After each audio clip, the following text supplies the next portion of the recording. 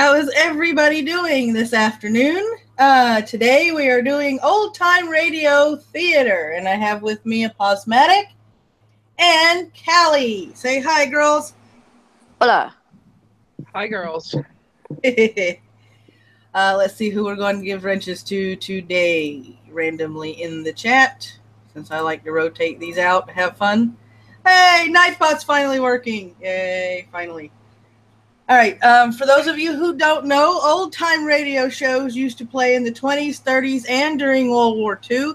They ranged anywhere from your usual comedies to mysteries to suspense and horror. And they were they captivated the imagination and they made your mind work. And that's what I loved about these. I tripped across these in 2012 quite by accident. And I have fallen in love with old-time radio shows. So today we've got slated Dick Tracy and the Case of the Black Pearl of Osirus, the Green Hornet and the Smuggler signs his name, the Blue Beetle, Murder for Profit, and Nero Wolfe, Stamped for Murder. So there we have it, and we'll have commentary during it if they want to stop and discuss what's going on. Yep. The link to the website, which I found these public domain radio shows, is in the description. And I do take requests for future old-time radio show theaters. Anybody that tips or becomes a patron or becomes a sponsor will have priority over people who do not. I'm not saying you have to. I will still take requests. I'm just saying if you tip, then yours takes priority and gets to the top of the queue. So, without further ado, play the Blue Beetle, Murder for Profit.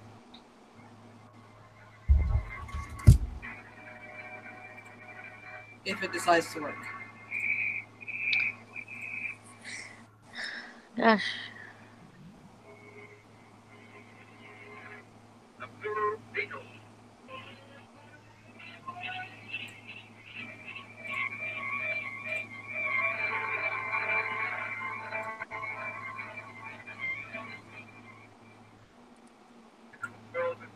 England comes a friend of the unfortunate, enemy of criminals, a mysterious, all-powerful character, a problem to the police, but a crusader for law.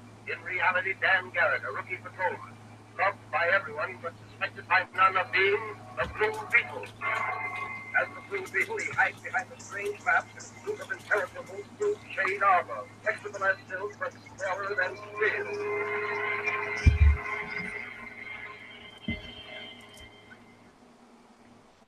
Today's Blue Beetle episode is entitled Murder for Profit. James A. Ridley of Ridley & Corcoran, wealthy investment brokers, middle under peculiar circumstances. Was his death on the operating table murdered? Will his death affect the stock market? And Dan Garrett, rookie patrolman, who is also the Blue Beetle, follows this case and run the murderers to earth. The story opens. Dan Garrett is visiting his friend and advisor, Dr. Brown, in his little laboratory shop.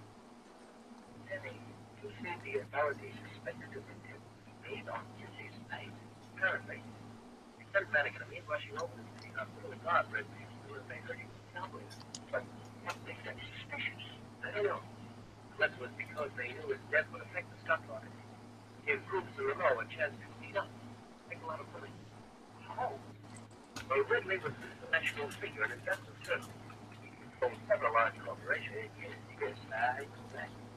That will undoubtedly cause the stocks of those corporations possibly up and drop temporarily. Yes, but John, if some crooked professional speculators were sure Ridley would not come off that operating table alive, they could play the stock market and clean up a fortune. But what about the other investors in profit? Was they stand alone? All they had was precisely. But the murderers of Ridley wouldn't care about that. Why are you so certain they were murdered? But now here's what happened. When Mannequin and I arrived at the hospital. Hey, Daddy, it looks like something's up. Yeah. Wait, I'll let this guy come along the hallway and find Dr. Bartlett. Hey, you regularly find Dr. Bartlett? Dr. Bartlett can see no one. We're from police headquarters. We've been sent to guard Bank of Business. We have to wait. It's dead.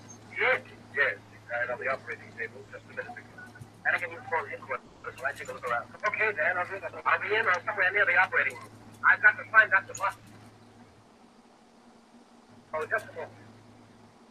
Dr. Boston. No, I just moved there. Dr. Boston talking. Door down on the right. Go and set you something. Oh.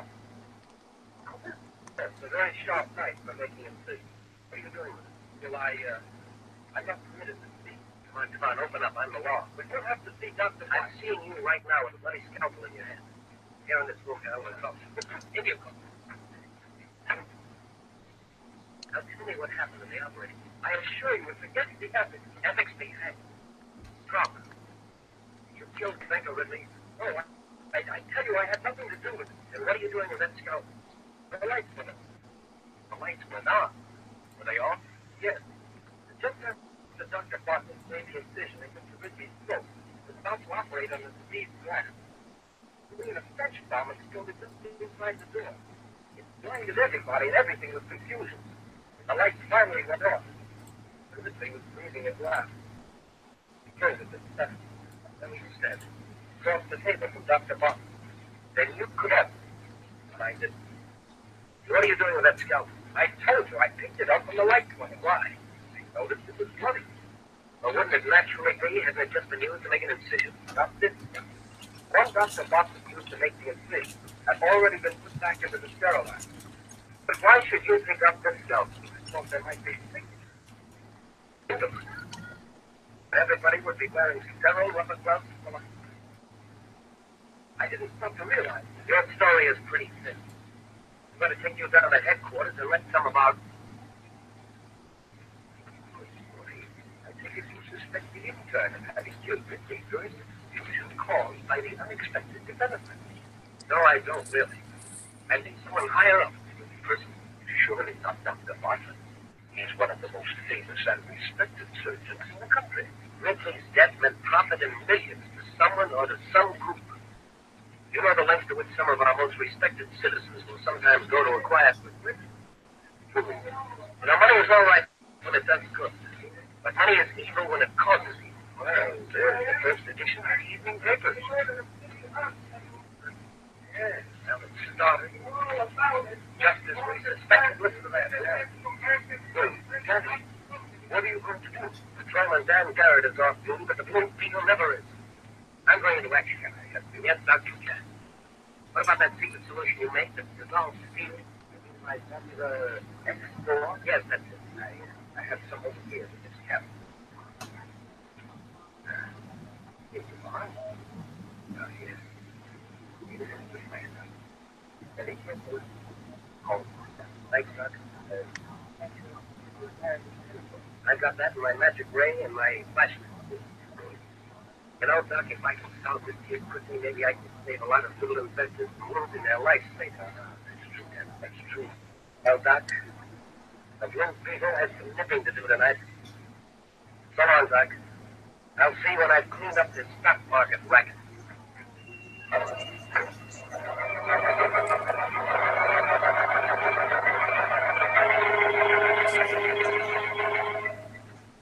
Again, the Blue Beetle rides the night wind. In his speedy motor car, he sets out in search of the murderers of Banker Ridley. Will he unmask them? Can he uncover their plot to make millions by murder? Where will the Blue Beetle strike first? In the dark street at the rear of the Ridley home, a long blue motor car comes to a stop. A figure silently steps forth and approaches the high wall around Ridley's city home.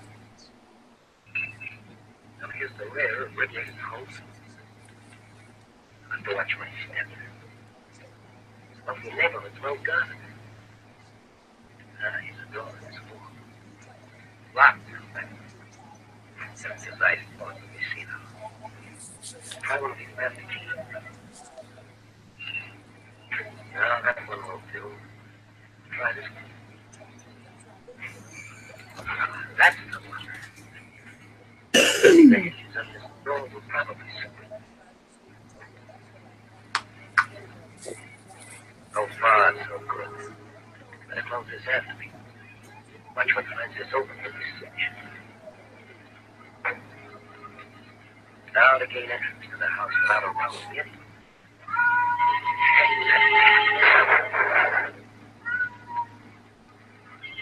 What's going on down there? Hold on, Carol, he's been following. We can't take as much noise as you want. Here's a window. Only wired down with a burglar alarm. Just a tiny suction coming to it. I'll cut out the glass. Remove it without disturbing the frame.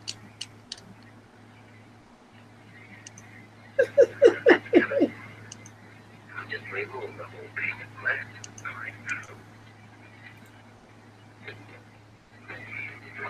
There. Now, I'll look around with my flash. That's the kitchen. All clear here. This door was... Now, that's the pantry. Dining room is beyond. There's this other door. It's the hallway. The library should be up there on the room. Everything's dark. This is my chance to search the place. I'll take the library first.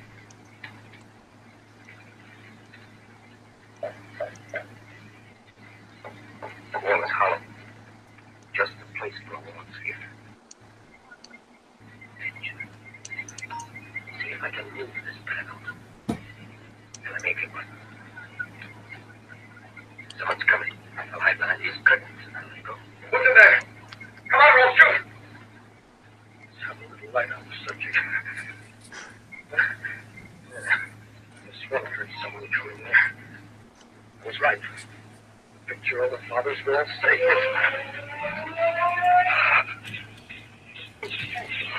Not that gun, Ridley. Not me. Sorry, Ridley, but I want to examine some of your father's private papers for a possible clue to his murder. Sounds like a light. Well, I'll just tie you up, gag you, and then put you. So then back to that couch. Yeah, I know it's really staticky and low for me too. I've got to find like better ones or a better site. So, do we want to try and continue listening to this?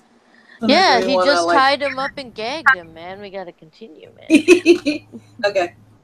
Yeah, if I can find some better ones, there's actually websites that sell these on DVD, and I would love to get my hands on some of those, but I don't know if those have been copyrighted or not. I would have to look into it. See, at this point, I'm not sure if it's criminal or kinky. I'm going to tie you up and gag you. Yep. It's like, wow, is this threatening or is this the first date? All right. The guy's hardly paying attention until he... run OBS. I can actually turn this up a lot better because I could run it through OBS and, do it that way. But this is what we got, guys. Sorry about the sound quality, but it is, I think the Blue Beetle came out in 1930 something. So you're getting what it sounded like straight out of the radio. Which is going to be a little bit, well, less than ideal, I would say. Yeah. Where did my gyrocopter go? All right, here we go. Oh, shit. I don't want to start it over. There we go, 10:23. Now to open the panel. Just a bit like a board. Large wall safe hidden behind the panel. Little formula X4 quarter rock.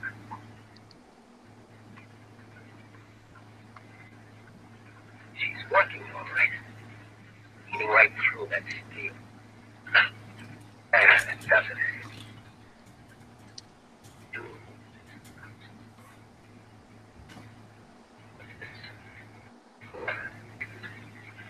To whom it may concern, this is to inform the authorities that should my death occur due to other than natural causes, it would be advisable to investigate the affairs of my partner, Charles Cochran, and up to some sentinel.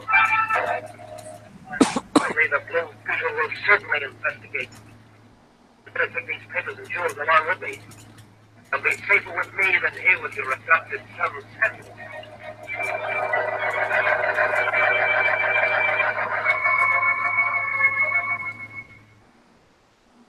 There's the Blue Beetle on the trail of those responsible for the death of Banker Ridley. Meanwhile, at police headquarters, Officer Madigan, playing a hunch, he has also decided to go to Cochrane's office. In the still of the night, two cars are speeding toward the same destination. Each has a single occupant. One of the cars reaches its destination ahead of the other. A mysterious figure alights, disappears behind the building on the corner. He mounts the fire escape. Later, a circle of light is playing on the door of a safe. In the middle of that circle of light is a large blue beetle.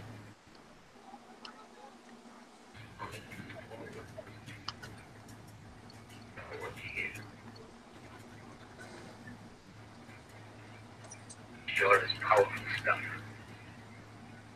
Now let's see what this thing is.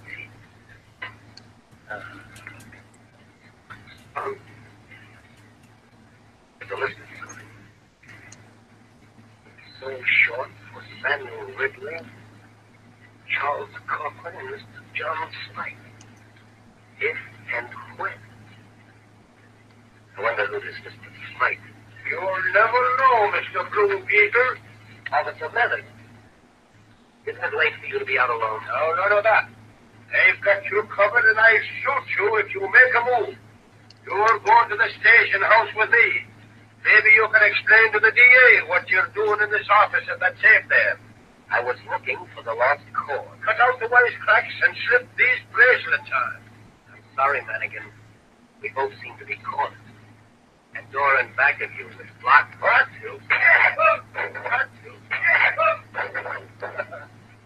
Never take your eyes off your man until you've got him securely handcuffed, Madigan.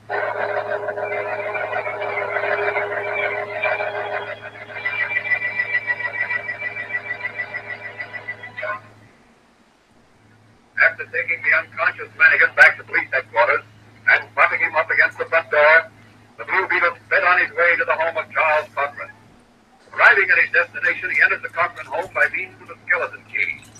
And hearing voices, he slips into an adjoining room and listens. Here's your check, Mr. Prophet. $7,500. Your fee for operating on old man Ridley. The operation was successful. But the patient died. Yeah, and what about the profit on the stock? Well, we'll settle that when we complete the transaction. I'm carrying your account under the name of Spike, you know. Yes, but what if... Oh, are you worrying about the intern who was arrested? Yes, frankly, I am. Well, don't worry about him. He'll never testify in any court. I had someone bail him out. He's here in this house now. We're sending him away tonight on a one-way ride. What? You don't mean that all that you had to satisfy that? Murder? Yes. Murder. Just like your operation on my partner today. One of my men shot services for life at the hospital, and another one disguised as an orderly. Dr. Sanchez, but you, Dr. Bartlett, severed the artery in Banker Ridley. Oh.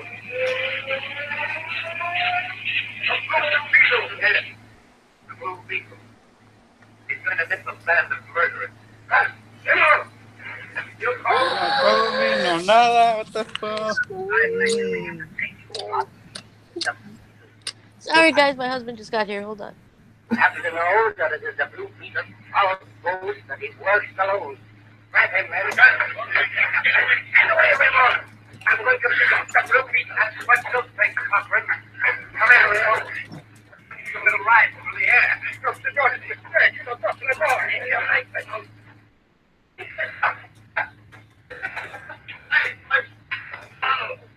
oh, my good guts. And now you, Raymond, you go. Oh, no! And across the room to your boss's hat. Blue Beetle, get those hands up. Young Samuel Ridley. Alright, I gotta go because I haven't seen my husband in like a week, so I miss him. Forgotten something else? It's been fun, guys. Thanks for having me. Alright, no problem. Have you again sometime. Totally. Go It's have been fun. fun. Okay. Get Bye. laid. Bye. Yeah. Does anybody want to hop on before I continue the show?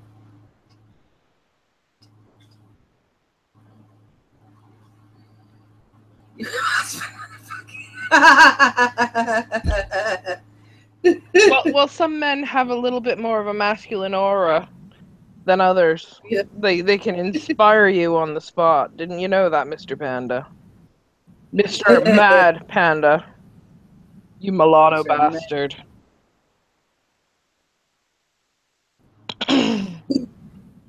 All right, 1621. Whenever you tell it to play again, it starts from the beginning. So I got to mark that. Oh my God! It continues. All right. Now all of you, stand over there. Let her release the intern you're holding prisoner, and then good, you Beetle is out like a light.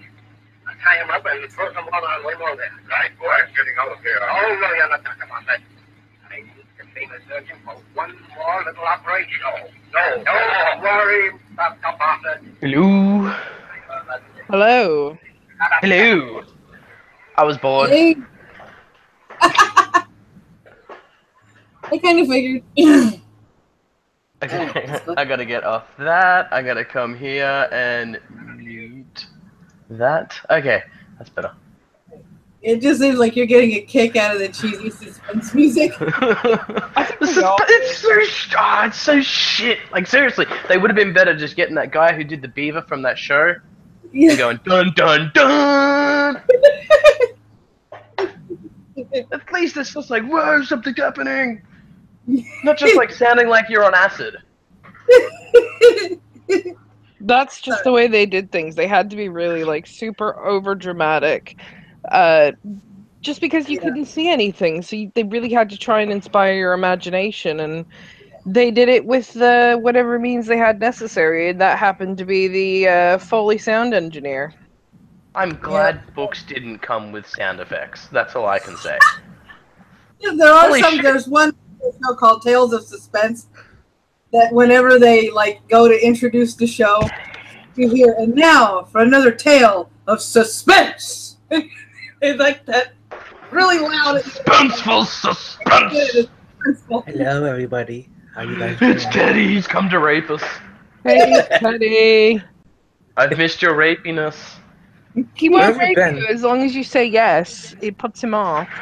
Oh, damn. I know. No. But I always say no because I know how to play the rape game.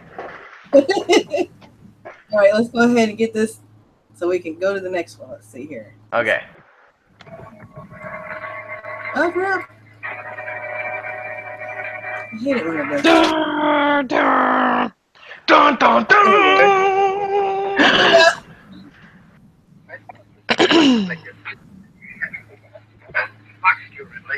Now all of you, stand over there. Let her release the intern you're holding prisoner, and then good, you There's gunshots. tie him up and throw some water on him over there. Right, boy, getting out of here. Oh no, you're not talking about that. I need the famous surgeon for one more little operation. No, don't worry, Dr. Bartlett. Further this time. I've got a better idea. Just a little operation on the Beetle's vocal cords and the muscles of his arm. That's what I do. He won't be able to speak or write when you get through with him. He doesn't dare turn himself over to the police. No, it's much necessary. Just, take the blue Beetle into the other room and put him with the intern. Then come back here. Okay, boys. Toss him with the interns. Is that what he said, right? Okay, boss. Okay, I've got the lube. You know, the henchman has to sound stupid. Okay, boss. Okay, boss. Work. Yeah, I'm not entirely sure if you're trying to sound like the henchman or like Louis Armstrong or something. I don't even know, man. Okay, darling.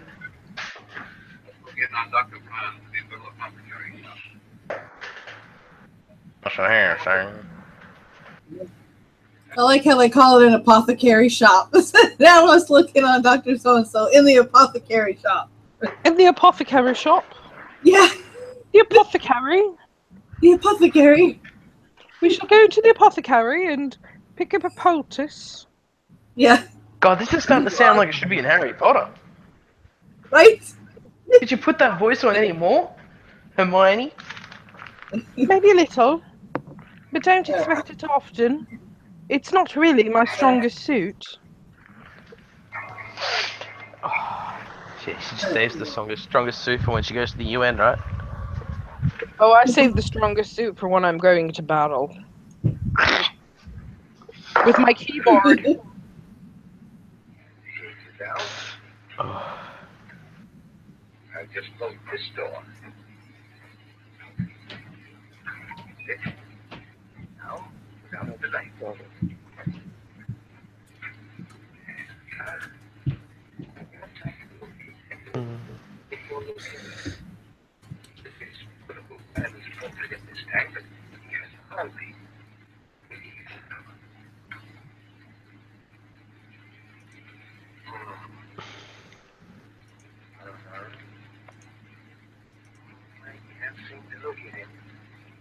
Just bring it north 2 more degrees. Now let's see.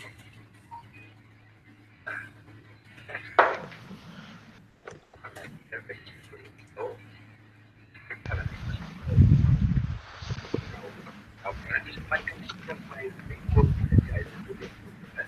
I can choose these 2 wires here. So turn on the energizer and have it.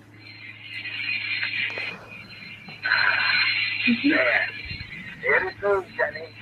I hope it's reaching you and giving you a big. It's all I can do.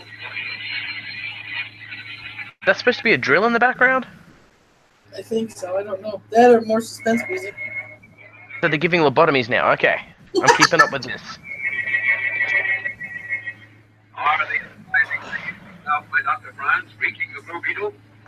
Has he again managed to outwit a clever and ruthless gang of murderous racketeers? Well, of course he will, because if he doesn't, the show's fucking pointless.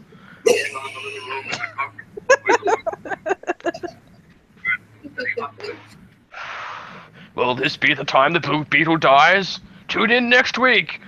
Sorry guys, we got no show because we wrote it off and he died. Our ratings were that horrible. You know what? I always give the new generation shit for like the fact that they live on their iPads and shit. But god damn, when TV came, they must have been fucking excited. This is droll.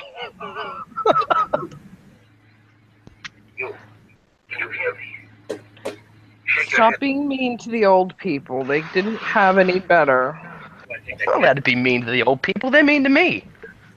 I was your age.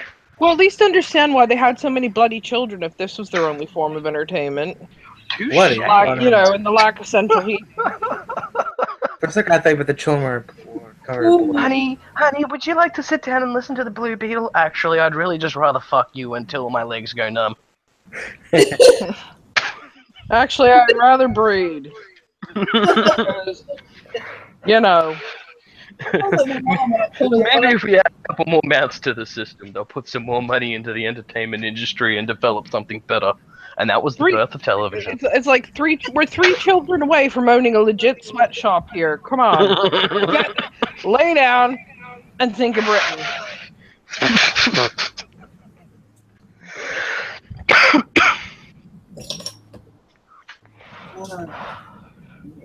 Let's go ahead and go back to the beginning. Yes, we'll go back to the beginning.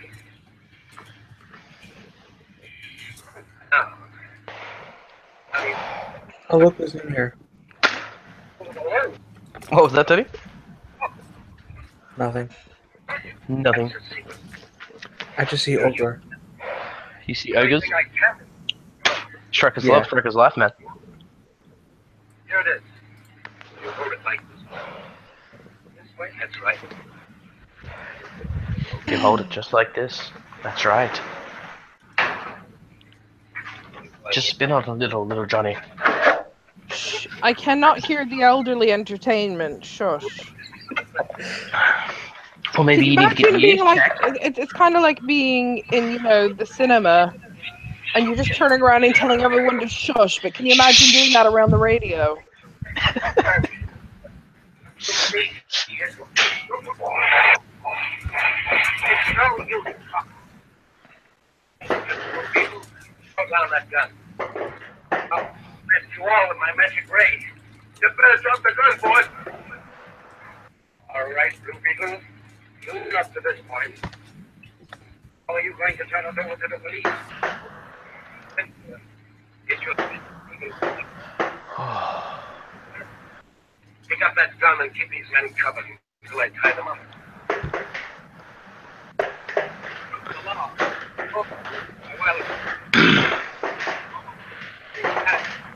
I just need to turn this up. I can barely hear it. I got it up as high as I can. This is from 1930, so you're getting the quality right now. See, could you imagine how painful it would have been actually doing this? Because there's no rewind. He's like, God damn it, I just missed the suspenseful part, you dumb shit. Rewind. Okay, I heard it. It's like, fuck. And you gotta wait till you get to work the next day to ask the guys what happened, and then they decide to fuck with you and tell you all the wrong things, and then you get home to tell your wife, and she's like, honey, that's not what happened, you dumb cunt. No longer the Blue Beetle. It's a swell job. Now, everybody gets some rest. Yeah, I guess you're... I'll see what it is. Just a minute.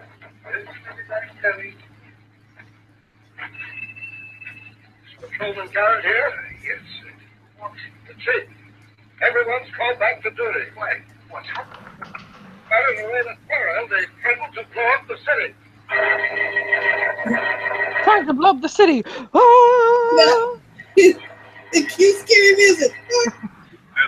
These days, it's just like blowing up the city. Come on, that happens in kids' shows. Amp it up, fella. Blowing up the city? I mean, you mean kind of like last week? Really? That's in the news now, dude. Come on. Yeah, call me back when you do something different. Like strap a nuke to a flying shark that goes into outer space to attack Mars. Oh, fuck. I thought you were gonna... Sharks with freaking laser beams stuck to their heads, stuck in a tornado. That has to be the plot for Sharknado 5. I'm sold. I thought you were gonna say you're gonna stick a strap on. They're gonna have strap-ons too, man, because they're gonna fuck everything. I only do that on Tuesdays.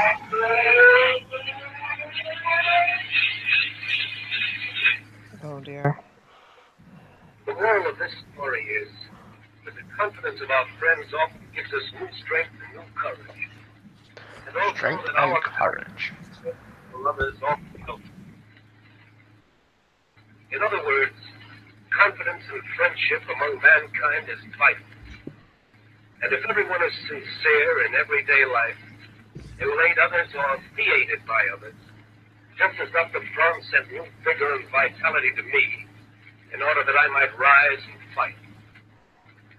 So my advice to young and old is to cultivate the friendship and confidence of your fellow men. And through that friendship and confidence, find new strength and courage to face the problems of each day. Okay, so the Blue Beetle ran from May 15th, 1940 to September 30th, 1940. So it only had one run. I'm not surprised. At least the run that I can May have something to do with the fact that it's well, I can't say it's the best I've heard, but it's quite interesting because it does tell you something about the time. And maybe like what it takes to completely fuck things up and not get a second run. Yeah, and I think they're talking about the comic book one, but even though I asked for the stupid radio show, because they're not. I need the information I'm asking for, not the information you want to give me. Hey. All-time radio researchers group. I just want to say a quick rest in pepperonis to Zeph for saying, BLM is a bunch of ghetto thugs, because in about 3, 2, 1, Homeland Security should be kicking in his front door. Yep. Mm-hmm. All right, here we go. It says the exploits of Dan Garrett, a rookie patrolman who, by wearing bulletproof blue chainmail, transformed himself into the mysterious Blue Beetle, a daring crusader for justice.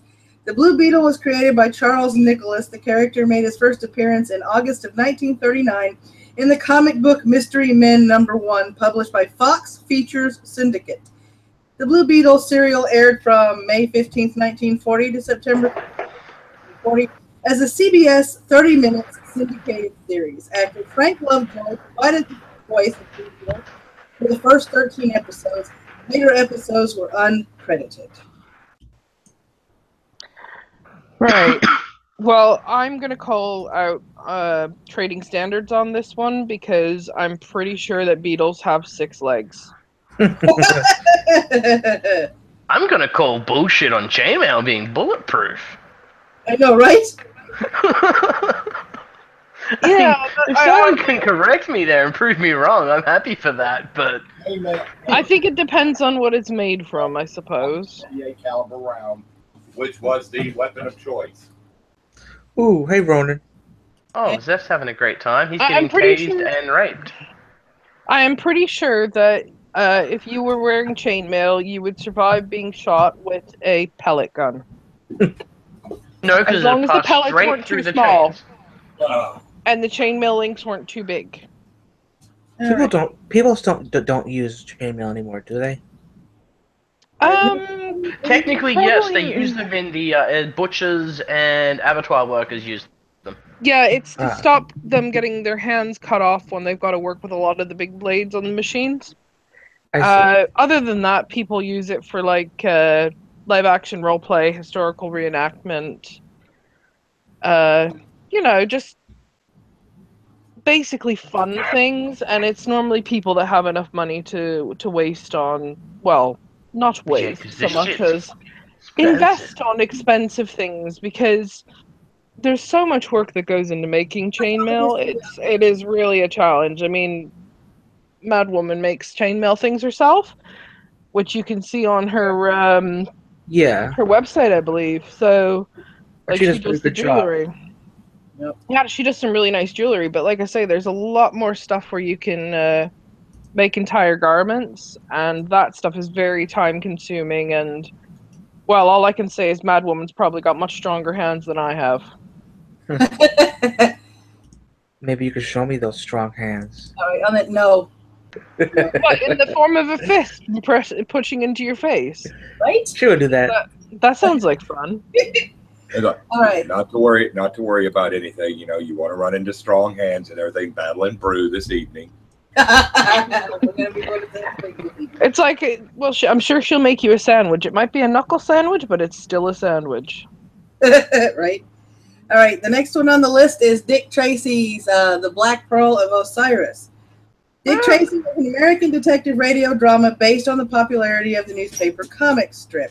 The show first aired in 1934 for the NBC Radio New England region. Hyman Brown, then still at college, arranged the radio rights for the comic strip. On February 4th, 1935, it was picked up by CBS Radio, airing in 15-minute episodes 4 times a week. Returning next season, it aired on Mutual Broadcasting System from September 30th, 1935 to March 24, 1937. From April 29th, 1939, Dick Tracy became a half-hour-long primetime radio serial airing at 5 p.m. This is one of the 15-minute episodes, so... Oh, well, at least this will be tolerable. Yeah. And for those who don't know, Dick Tracy wore a yellow trench coat because he was a fashionista. And he was also very glad that his last name wasn't Head.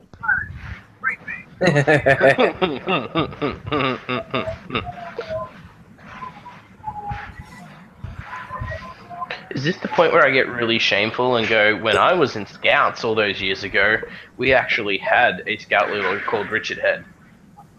I went to school with somebody called Richard Head. Yeah, it's a lot more common name than you would have thought. Ronan, dickhead. Yeah, dude. Damn, he pulled a Batman on me. He left the room and I wasn't paying attention. God, that's what I did. Shit! Where's Batman? Right? I'm sure he'd be getting a kick out of this if he was here. All right, Bat let's and his go. little man. Press play. All right, small story.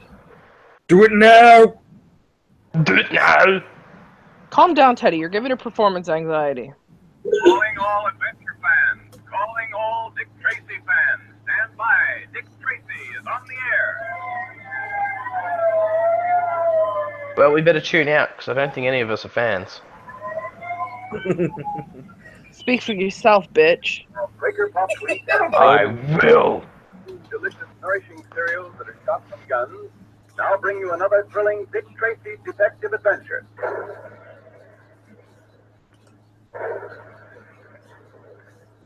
And there go the big guns, reminding us all that puffed wheat and puffed rice actually are shot from guns right in the flip of plant. Nourishing grains of sun-ripened wheat and rice are loaded into the guns, then they're exploded to 8 times their normal size. That's what makes puffed wheat and puffed rice so especially easy to digest, so that you get their trigger-fast food energy much more quickly. And that's important. Wait.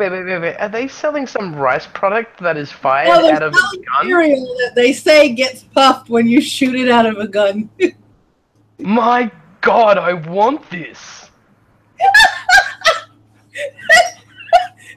That's how they do the commercial. They don't know how to advertise these days. Now and try and work it into the show somehow, but that's fucking These days, everything's all fucking safe. We want things that we can fire from guns and they'll puff right up. the puff and the puff rice get puffy when you shoot them out of a gun because reasons, y'all. Hey, Aposematic. Zeph just wants you to know that he's still waiting for his coffee. He's been waiting 3 weeks. Well, he hasn't tickled my feet yet, so All he this can piss off. puffing just makes me hard. All right, let's go ahead and Everything makes you continue. hard, Teddy. Get off of the show. Consent. On with the And if you're a loyal Dick Tracy fan and friend, check up on the pantry at least twice a week to make sure there's always some puffed wheat or puffed rice there. Look to see at the end of today's program, and if there isn't one of those famous red and blue packages in the pantry now, ask Mother to order some from the grocers. Be sure to be glad when you remind her of something so especially good for breakfast. Mother and Dad can join the thousands of happy families who enjoy Quaker puffed wheat or Quaker puffed rice every day. Okay, Mr. Radio Guy, you can let it go now. Well, at least they're not giving you, like, the advertising the anti-masturbation cornflakes. Oh. That sounds anticlimactic. I like how they said mother and dad, not mom and dad or mother and father. It was always mother and dad. Because dad was always great to be shortened down because men aren't that important. They never have been. Don't remember. No, we were Don't just think of cool men. enough to have a nickname. They were just cool enough to have a penis and get sent off to war. Yeah, this is that era, isn't it? It's like, by the way, you're real cool, so we're going to give you a nickname, and in exchange, you can get signed up to the draft and go and die for us. Say hi to Hitler for me. Hi, Hitler. All right, here we go. Not literally. Oh. Mystery. Ivy Small, well-known Egyptologist, is returning to America with certain treasures which he discovered in the ancient tomb of Tutankhamun. Small had reason to believe that someone was trying to kill him, and Tracy was asked to protect him on the voyage to America. Sitting in Small's cabin the first night out, Dick and Pat were startled to see a strange face peering in at their window. Mr. Tracy, what's the matter, Small? Look there at the window, the man with the yellow face. The what? Dick, Great Scott, look. That awful face at the window. Go on now. Go on, Pat. We've got to find out who it is. Yes, why are we standing through that window? Don't leave me alone. Don't leave me alone. Back in a moment. Yes, through this door, Pat. I'll bring us out on deck.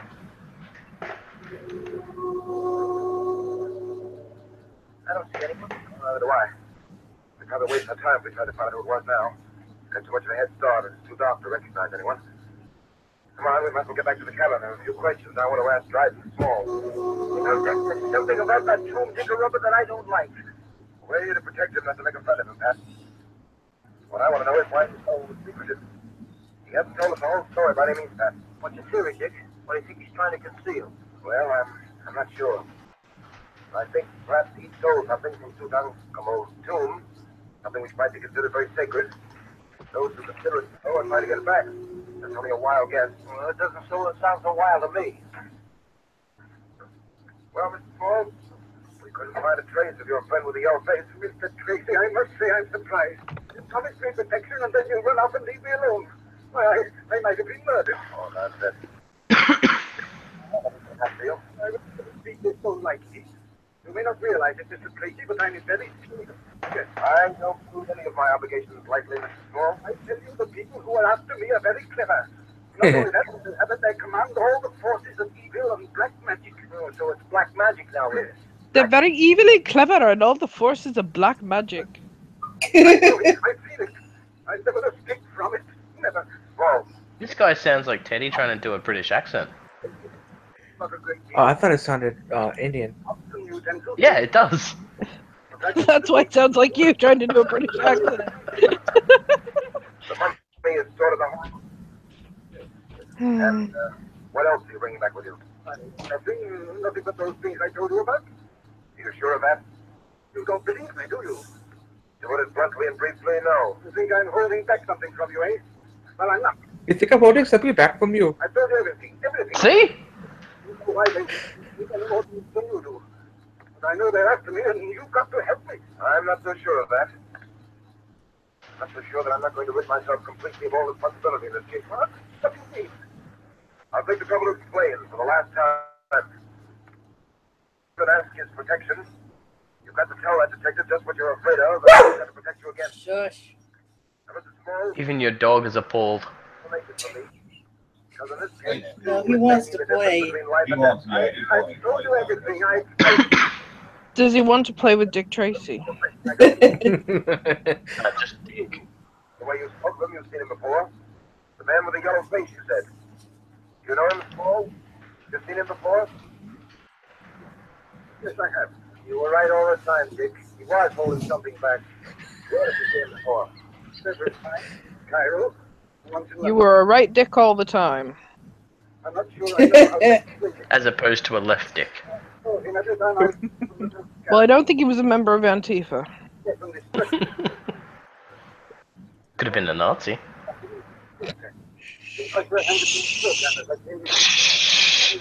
They are left wing, remember? It doesn't fit the narrative. The man with the yellow face. I don't think I saw today. What else do you The know? Nazis were not socialists, but they're not real socialists, or some shit like that. Oh, the mental gymnastics is real. If anything happens to you, you'll have only yourself to blame. Dick. Tell us everything you know. Anti-fags.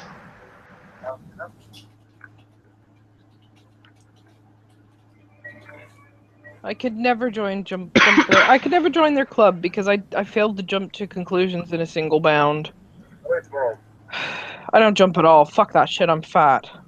You'll never talk with it. Hey, I'm fat, and I jump. I skip. But it isn't very much to depend on. Good for you. I've been with me a long time, Mr. Tracy. Is anyone else not surprised at the fact that Teddy actually skipped somewhere? Animal was the famous. I'm Yeah, just but Teddy hasn't really got big man boobs. I've got big woman boobs. If I'd tried that shit, I'd probably knock myself out. But I'm just picturing him skipping along in an open field doing that fucking murderous cackle of his. Oh God! That one. Couple of dead bodies around, just skipping, la la la. Hello, Dick Tracy. All right, here we go. I won't. Hold of someone. Well, yes, you it is. There goes the light. The run again. Oh. Why, I was holding you all the time. Who do you think you were holding? Well, all I could do in the dark was reach out and grab. My throat, it hurts. Someone tried to choke me. Yes, there are marks in your throat, all right. Grabbing hold of me did one thing, anyway. It scared him off. Yes, Paul. This time he was scared off. I wonder if I'll always get to you in time. I can't protect you from something that's nameless, you know. Something you won't tell us about. I told you everything. Now look here, Small. Tonight, you had an example of what might happen. And apparently you're still unconvinced that telling me everything you know is the only sensible thing to do. Now, for the last time, will you talk up? Well, how about it? I've told you the whole truth. Very well. I've done my duty. I've warned you.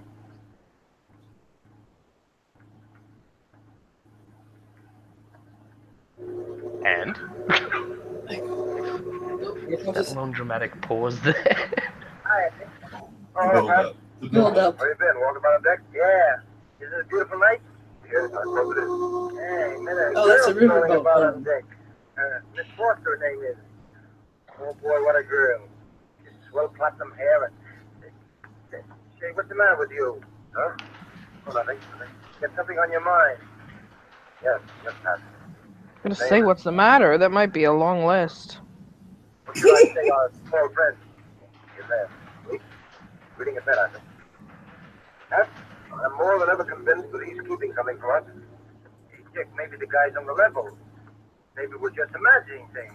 Maybe someone is trying to get hold of some of the things he took tonight from him soon. Says they're very valuable. They're valuable, all right. That's one part of the story, I believe. But whatever the man with the yellow face is after, is more than just a few trinkets taken from Tutankhamun's tomb. Well, I wouldn't spend too much time. Man with the yellow face. I wonder if he was Asian. Knowing Dick Tracy was actually a man with a yellow face. Maybe he was an alcoholic and he was jaundiced because of the, liver failure. Dick Tracy was the first comic strip series that had literal names for like flat top. He definitely had a flat top to his head. It's like, okay. I've got to stay with that. Yeah, I know. And when you describe him, prune face. You know, Dick, there's something about this whole business that gives me the creeps. Oh, it's not as bad as all that, Pat. When we were chasing Mexico or the Baron, we had something we could get our hands on. But what have we got here? Nothing but a face seen at the window. A figure that strikes in the dark. I don't like it. Well, I'm not exactly delighted myself, Pat. We policemen have to learn one thing. Not to turn away when there's an unpleasant job to do. Doing the things we like to do is simple. Doing the things we don't like to do that proves whether or not we're men, capable of holding down a man-sized job. Yes, you're right as usual. I'm glad you jacked me up. Oh, look, Dick. It's my turn to sit up with Small tonight, but I was thinking to say to you, Pat. Well, you know, the girl I met on deck, Miss Forsyth, I still had beer in the ballroom for a few dances at 10:30, and, well, I sort of wondered if... All right, thanks. Go ahead. I'll wait in the back. Thanks, Dick. I won't be very late. Yeah? What is it, Paul? Come into my bedroom one moment. There's something I want to show you. What's the matter with you, man? Hey, come. It was funny to meet you. Come on, above my desk. Holy mackerel, Dick. Look. Someone's writing a message on the wall. Look, it's being written right before our eyes. You see it, too? I thought I was going crazy. It's an invisible hand writing something on the wall. It's an invisible hand writing something on the wall. Take it easy, you two. Let's see what the invisible hand is writing. Well, I mean, it could be an invisible penis or an invisible toe. They don't know. It's invisible, so they can't actually tell what appendage is writing right now. Just gonna put that out there. I'm just gonna say that your penmanship would probably be a lot worse with your penis than your hand. I don't know. Our penmanship with our penises is pretty good. Well, that's probably because you're a filthy convict. I should try that sometime. I sign every check with my dick. It's on the wall. And how is it? It's a puzzler, all right. But now it's time for the Big Triple Secret Service Patrol meeting. The makers of Baker Puff Wheat, Baker Puff Rice, especially delicious, nourishing cereals that are shot from guns, invite you to attend. I wonder if they'd ever shoot them from the gun straight into my mouth, because that might be a little bit more interesting. I have to admit, it was the best way to start the show and the best way to end the show. Talking about cereal that is made in a fucking gun. Yeah. And doing it to advertise during a cereal. Exactly. Advertising cereal during a cereal. Exactly. Genius. Now you're making me horny. It's like serial section. Here we go. Nero Wolfe. The American mystery writer Rex Stout created fictional detective Nero Wolfe in 1934. Nero Wolfe is a big guy, big guy, 5'11" tall, and is frequently said to weigh 1/7 of a ton, about 286 pounds. Due to his size, Nero Wolfe tried to solve crime from home without visiting crime scenes. Wolfe relied on his assistant Archie Goodwin, who did the legwork, interviewing witnesses and gathering clues for interpretation by Nero Wolfe at home. Nero Wolfe had his eccentricities. Known for his particular taste of love of gourmet food, Nero Wolfe is fed by Fritz Brenner, an exceptionally talented Swiss cook. Nero Wolfe, an avid reader, does not have a television in his home. He doesn't like to be called by his first name or to be touched by either men or women. He keeps a rigid schedule of eating and tending to his organs and seems to go into a trance while he solves crimes with his mind. The Adventures of Nero Wolfe made his larger-than-life old-time radio debut on July 5th, 1943, where the show ran for 8 years from 1943 to 1951.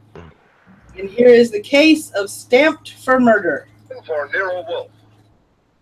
If the chimes shut them on Sunday afternoon, well, they know there's mystery in store Sunday with men of action like Mike Waring, better known as the Falcon, who brings his fearless and romantic touch to the solution of another mystery.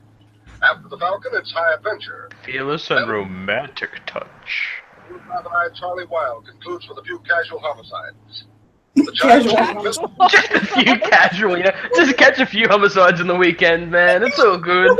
Yeah, man, kill this person. Casual homicide. I didn't like wear a tie or anything. I completely dressed down this time. It was I just felt like wearing joggers, you know, some loose slacks. It's just, you know. I love the way they phrase these things back then. It's a casual homicide. Like, no, you know, it's like I whistled while I worked. It was a good day. No rush. I invited them over for tea. Good time. Yes, no big deal. I do this on the weekend. We had some drinks, we made some jokes, we murdered some women, you know, it's just a good time all around. Yeah. Sounds like a fun time to me. Sounds like Teddy's kind of time. And then Teddy just went skipping off in the fields. And he was hee-heeing the whole time. All right, here we go. We start out with a good one. Chimes with mystery and action this Sunday afternoon on NBC. Transcribed.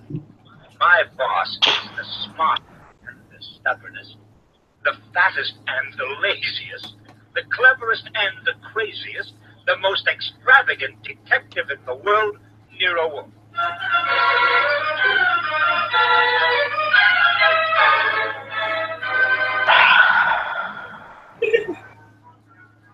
It's the adventure of... That just made me want to hurt myself. ...that brilliant, eccentric private detective, orchid fancier and gargantuan gourmet, Nero Wolfe, starring Sidney Greenstreet.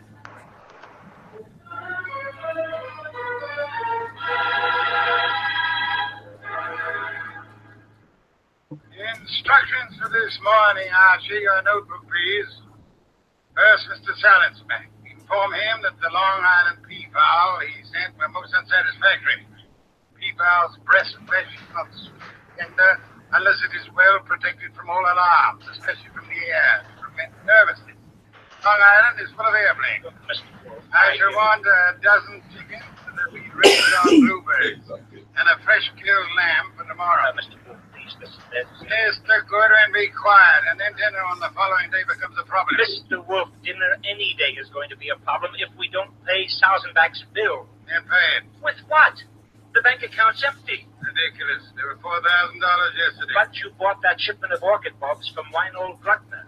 Mr. Wolfe, we need money. You've got to stop eating and drinking beer long enough to earn some. You're an alarmist. Will you, for the love of heaven, stop turning... I'm an American. I'm just wondering why I bought orchid bulbs. So he could eat them, duh. Confound you, Archie, obey orders. Send them away. Miss Kent, Mr. Rodman, come in, please. Confound you, Archie, you're mutinous. Yes, sir, and you're stuck with it. This is Miss Gloria Kent and Mr. Rodman. They arrived as advertised with the pressing Falcon. Good morning. You people are here by sufferance only. Just about your problem. What are yours? Indeed, I'm on the Court of Domestic Relations, Miss Kent. What did your father do? Beat you? Hold your earnings? Discourage your suitors? Mr. Goodwin should have informed you in his office that not undertake cases involving marital or family problems. If Mr. Goodwin had not been retired with a pretty face, he might have warned you and avoided this embarrassment to you and annoyance to me. Now, take it easy, take it easy. How many times have I told you you don't know how to handle women? And suppose you let Miss Kent handle me? Well, it's simply this. That's like the atypical loser quote right there. You don't know how to handle women. No, it's just they don't know how to handle it. I'm too much man. Yeah. That's how was Nero. He was grouchy all the damn You're just a dick. Yes, It's like, welcome. We now found the new, fucking person who's gonna just do everything to fluff up the MGTOW ego. This guy's just reminding me of Fat Bastard all over. I could just imagine him eating a baby and walking around, grabbing his man titties, going, I'm dead, sexy. Yeah. Well, but if he's not wearing a kilt, then I'm just not buying it. That's it. Sorry. When it comes to Fat Bastard, you go big or you go home. Exactly. Sorry, darling. All right. That's what she said. I want it back with a scam. Thanks, Mr. Kid. How much? I spent $10,000. Treasure map. From whom? A pair of swindlers named Cross and Halleck. Treasure maps and casual homicides. Salvaged from the SS. The treasure maps lead to the bodies. Got a map and old letters. Challenge. Many fortunes have been recovered. Many more await on the sea bottom. How do you know your father has been you? You do, Mr. Yes. Cross and Halleck bought some old letters from me, written by my grandfather from Hawaii. They used them to manufacture the map and evidence. And that's what they sold to Kent. Father thought he was being so clever. Had the paper analyzed. Of course, the document research laboratory said the letters were genuine. They were. But something new at the end. Mr. Rodman hadn't told. Swindle, Mr. Rodman? I was not. I never knew what they were up to. Help. I can't do anything. Father, I can't convince him. Even Mr. Rodman can't. No, Miss Kent, I'm sorry. This is not for me. But you must. Not in my office, madam. No tears, please. Thank you, Ghost Dog. $5. I love radio shows like that. Keep it up, Mad Woman. And hopefully when I get my new computer, they'll be easier to listen to. I was wondering how these would be received. I love these things. I became addicted to them, and I made Ronan addicted to them, too. They're just cheesy enough to work. Well, they are kind of awesome. You have to admit. Yeah. Look, get down to it and everything, honestly. To get around to it, you want to hear some really good stuff. Look, hell yeah. With Richard Diamond. Oh, yeah. I'm going to see if I can find some for the next Saturday. Richard Diamond, with the way, and it always starts with him answering his telephone and saying something completely hilarious. Yes. Always trying to come up with a catchphrase. Yep. Oh, yeah. All right. As long as it doesn't have the cheesy, shitty music, I'm sold. Oh, no. Richard Diamond didn't. He was more of a 1940s snarky detective. He was an ex-cop. And there was literally one episode that I was looking for to play for Ronan where he turns around and the bad guy goes, "Don't do anything smart. I got a 38 leveled right at your chest." And Richard Diamond goes, "My IQ just dropped 30 points." I think my cousin once answered the phone and said, "City more, you stab him, we slab him." Okay. Miss Kent has finished her disgrace to the next city. Go show them out. Walk out on the place. Easy. I know him. He gets into a panic when women cry, or else he's curious about what Fritz is cooking for lunch. Now, just wait a minute, please. Oh, aren't you ashamed of yourself walking out like that on that poor kid? Hysterical gamma. Lost all of her money. She needs help. So charge a small fee. Do you want her to starve? Good heavens. Starve? How monstrous. I'm not kidding. While you'll be in here smelling your dinner, she and her father will be starving. I thought you were bringing me a paying client. Well, this is different. She's, beautiful. Archie, you're impossible. Oh, very well. Go back into them. Get names, addresses, facts. I am not committed to Miss Kent's case, but you'll see. The tribute I paid for your weakness for a pretty face.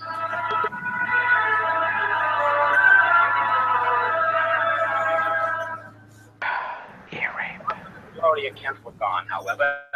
So all I had were the few facts they'd given me before they met Wolfe. I felt good on that when he came back into the office and sat down in his specially built chair. He closed his eyes, and I glared at him.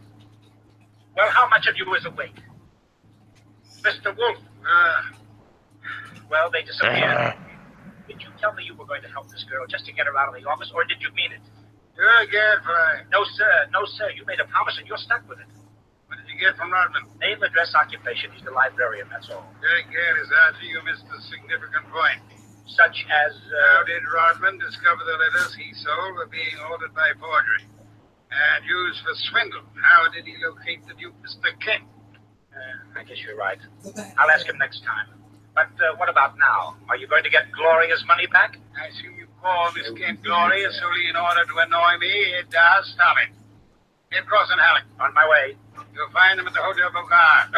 Wrong, sir. According to my notes, their address is... Never mind their address. The Hotel Bogart is the headquarters for successful confidence tricksters. If their victories, there where the money lies. You will find Cross and Halleck drinking whiskey or lunching. Probably good.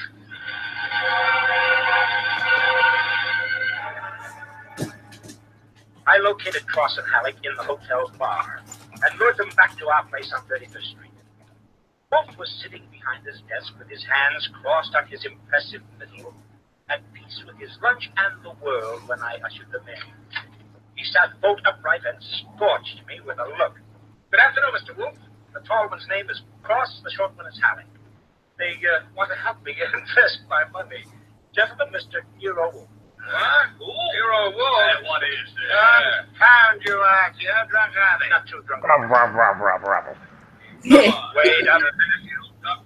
You want me to keep here, Mr. Wolfe? Come back here, gentlemen.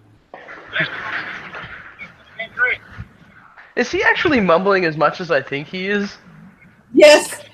Now, when Nero Wolfe did not want people around, he mumbled, groused, grumbled, and snapped at people. So yeah, the mumbling you're hearing is him actually mumbling.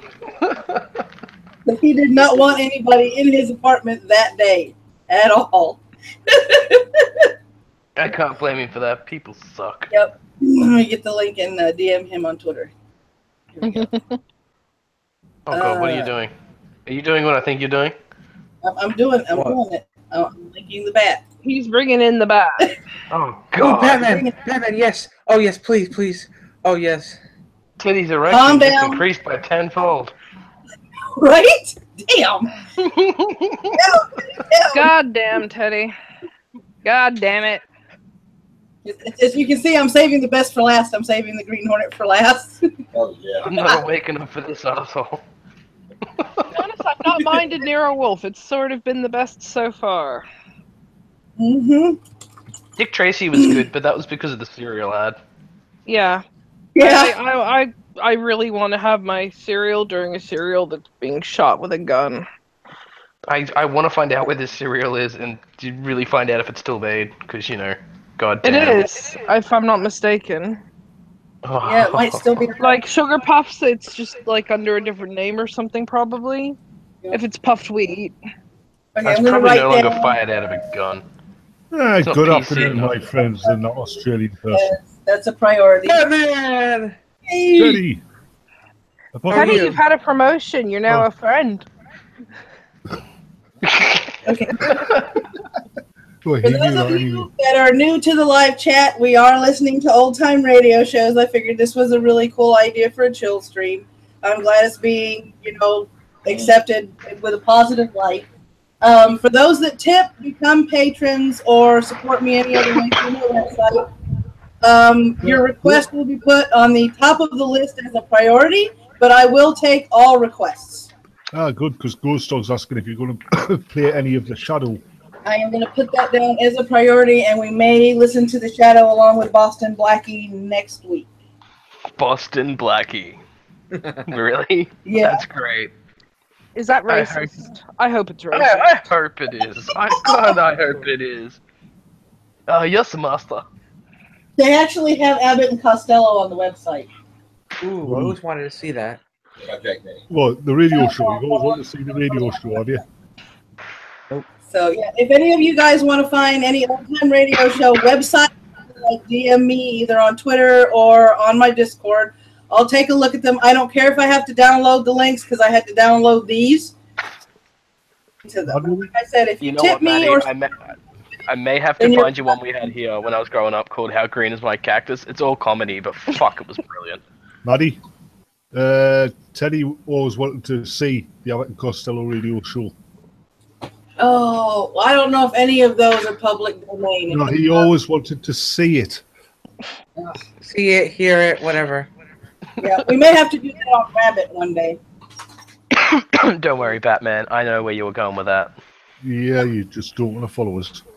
All right. I just don't want to acknowledge you. Oh. You never follow the bat. He might have something in the back, like chloroform and handcuffs. No, that's me. Oh, yeah, okay. I got confused for a minute there. Yes, I've got bat chloroform and bat handcuffs. So you've got batiform and bat cuffs? Yep. Are they more powerful? Yep. The only difference is that his is made with bat piss. But we've listened to this one before, so you won't be missing anything. Just gotta leave the room so you don't hear the clump and thump as he jumps off the bed and hits everything. Well, bye, ghost dog. Come on, see ya. If I do War of the Worlds Zeph, it'll probably be closer to Halloween. Oh, that would be a perfect, just before Halloween stream. Yeah. It'd be a nice Halloween chill stream. See you later, ghost dog. Have a good day, Ghost. You imagine you possess legal immunity. Mr. Kent believes you are protest ordered and pronounce you for fraud. Miss Kent cannot sue because she is reluctant to accuse her father of wrongfully obtaining her money. Ergo, vulnerable. Now listen. But you forget me. I'm a detective with a fee to earn. A big fee. Quite Archie. I am determined to get that fee. Therefore, as Miss Kent's agent, I have ostrich eggs to buy. Different to her teachers or her father's disgrace. I'm indifferent to anything outside of money. You will return. Do you have any idea how much it costs to get new babies? About $3.75. Is that per kilo?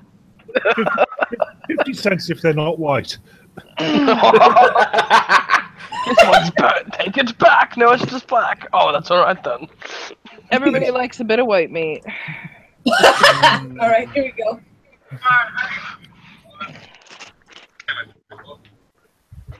Alec and I have decided we don't want to get in any trouble with you. Listen, I've decided we don't want to get in any trouble, so we're having safe sex. How do you stick your dick in a safe? You drill a hole in it first, and then spit in it a lot. Well, if you're Steve Shives, you stick your hole in the key, stick your dick in the kegel, couldn't you?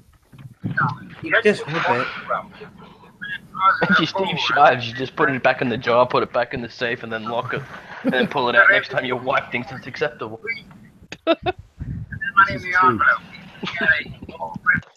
Monetize this stream. I've had my audio level adjusted. Nonsense. Does he kids Ben Sanford couldn't he repair another set? Tweet.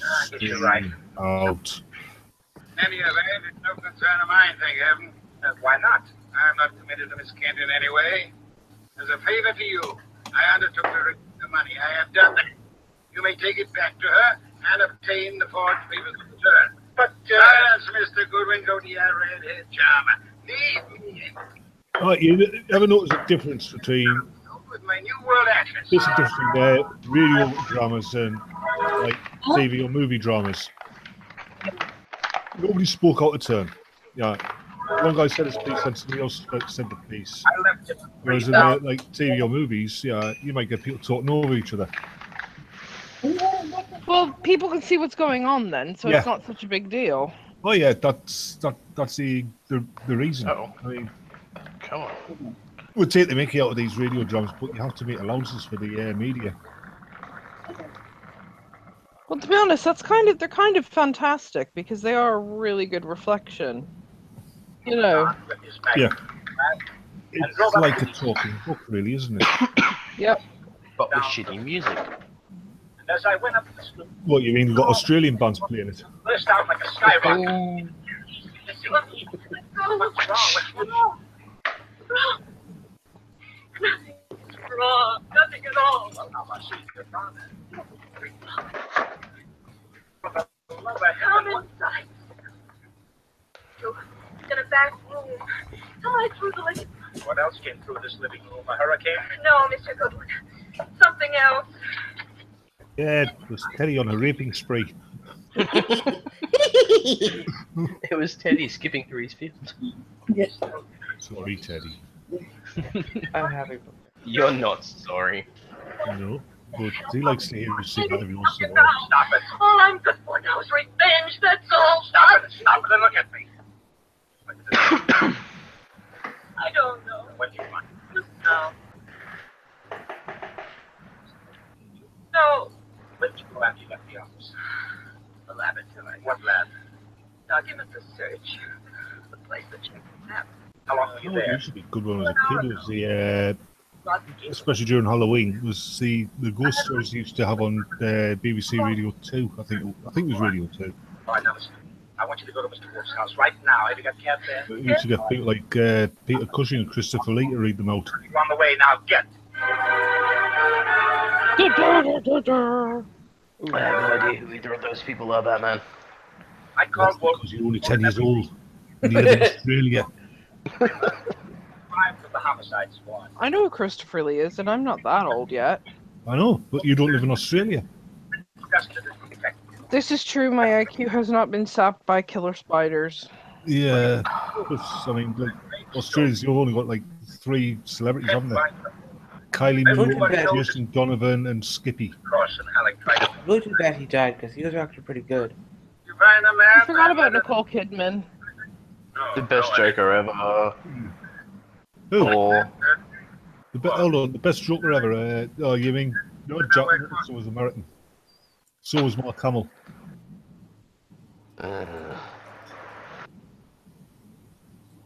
Okay.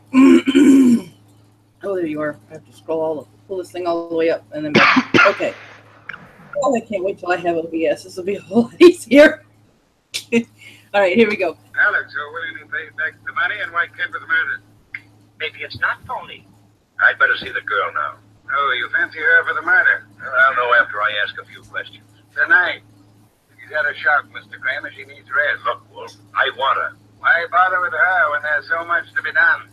Such as? Since she's had a shock, she needs the rest. I want to give her another shock. They spoke of business. This is the man you want now, not this poor, overwrought girl. Yeah. All right. Don't think of a question tonight. Tonight. Well, okay. You'll hear from me later on. You buffaloed him out of that, okay? Say, why don't you want her to trust me? Is she guilty? I don't know. There's nothing. He never arrived. What? He never arrived. Well, then why did you tell Kramer she was missing? Boy.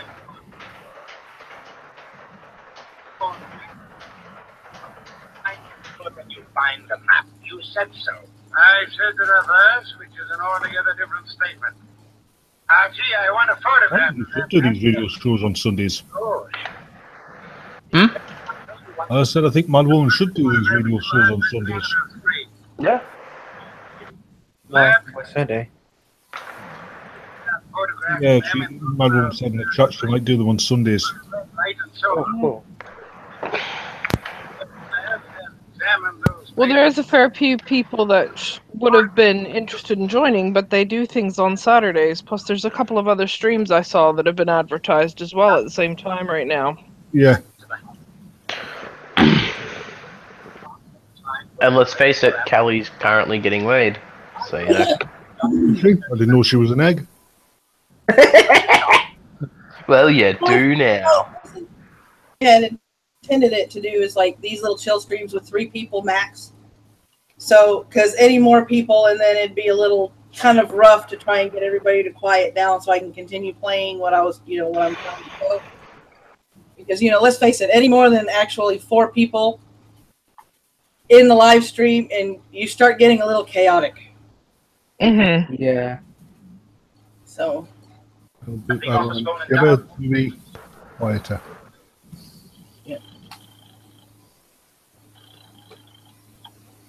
Nero Wolfe. Mr. Wolfe, Archie here.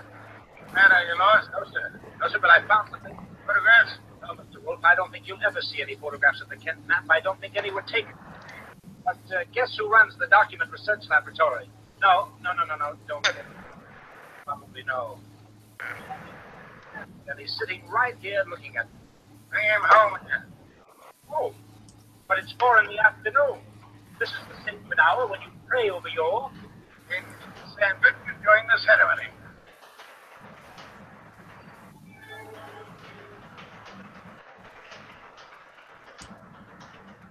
Hey, how about this place? How about it? There must be a million flowers up here. No, not flowers. Orchids only. Mr. Wolfe has 10,000 plants. Never saw anything like it. And you never will again, brother. Hey, what As he pulls out the 12 cage and blows him off the edge of the building. Oh, Dr. Colson, hurry up. Above them, Out of my head. Not the large option. Mr. Wolfe, Ben Sandler. Good afternoon, sir. Hi. I came along to be obliged. How much have you all been crossing Halleck for the treasury map? I assume that you are not, in fact, a document expert, but an accessory to the fraud of Halleck and Cross. No problem. I recognise that voice. Maps for those swindlers, and then the guides of an expert guarantee their authenticity. No comment. Now, there's your master. You did guarantee the authenticity of the map. In the land. On record. All right, I did. What? I said, is that really in the land? Oh.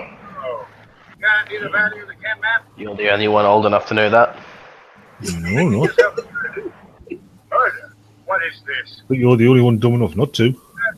Well, you're the only one old enough to know it on the stream at the moment, probably. Probably. Therefore, you alone with a Aposematic, stop being diplomatic. Wait a minute. Well, I could resort to not being diplomatic if you'd prefer. As long as you do it on my side.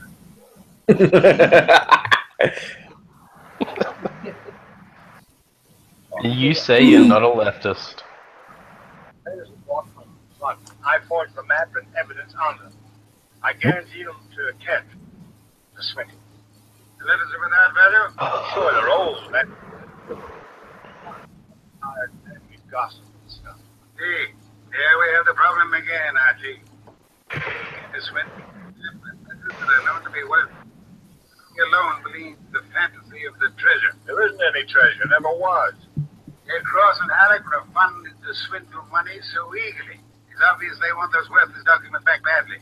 Someone else wants them so bad he murders Mr. Kent. Why? I don't know. Gee, we must find the girl. I'm sorry you have to go there at once. If the girl isn't there, bring Rodman.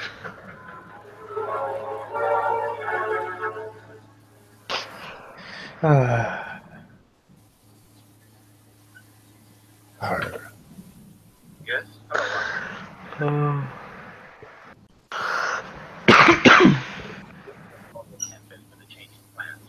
Tell her to come out.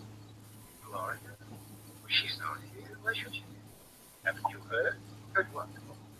Well, I guess you'd better come down and see Wolfe. Mr. Goodwin, I'm afraid I can't. I'm rather busy. Look, Rodman, maybe you ought to know. Old man Kemp murdered. Yes, just after you and Gloria left us. I seriously don't understand how they could do this for half an hour at a time. The same way anybody does anything for half an hour at a time. They get paid. No. I mean the people who weren't getting paid that sat around the radio. They didn't have TV. It was entertainment. As I said, why do you think there were so many larger families back then? They had to employ something in their entertainment, which we rarely do. It's a thing called imagination.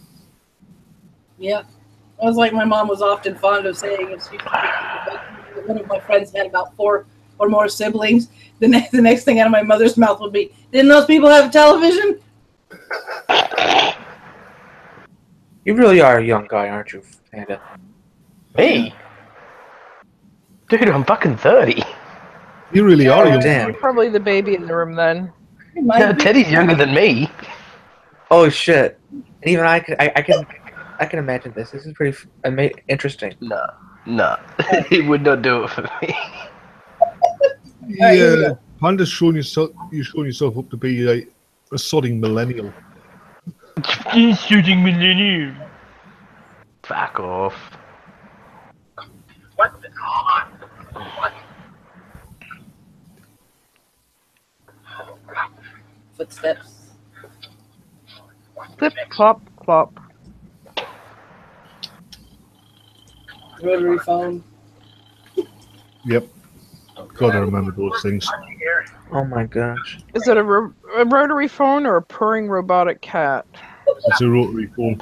You know, that Rodman's throat. Kevin, the back window was open at the ground floor apartment. He was out and gone before I had a chance. Archie, where were your wits? Let me alone. I've had a man murdered 20 feet from me.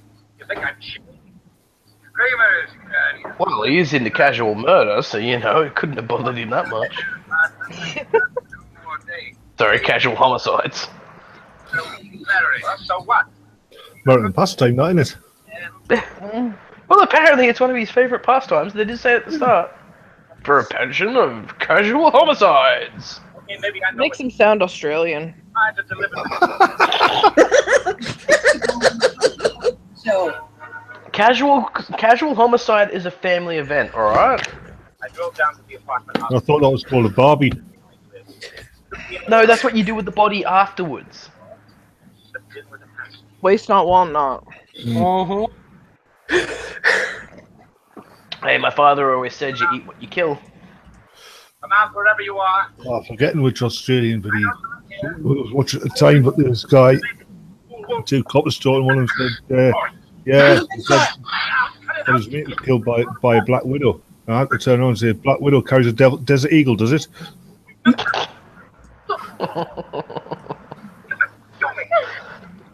Well, I mean, the one in the Marvel Universe does. I was. Oh, brilliant. No, she's got wrist mounted thingies. You are now. You are a brave girl. They killed you. What she used to. You were going to kill them right back, huh? I think she still has them in the movies, but she uses a lot of sidearms as well. Yeah. How many arms has she got? I'm just wondering if she could, like, give Ganesh a run for his money. Well, she's spider themed, so how many arms do you think she's got? 2? 8. okay. 6. 37. It only gets in Wolf's way.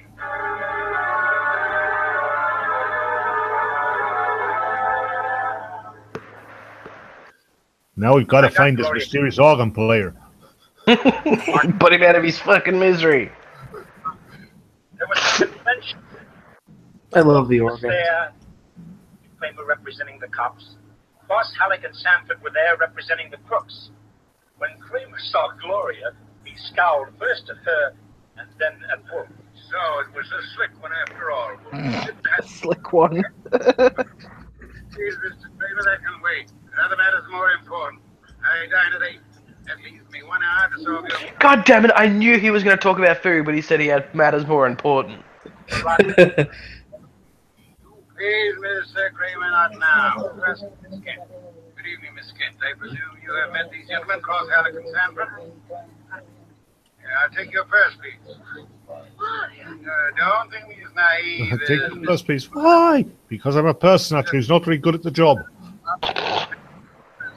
Get in your purse now. Archie, purse. Thank you. We have here an interesting situation.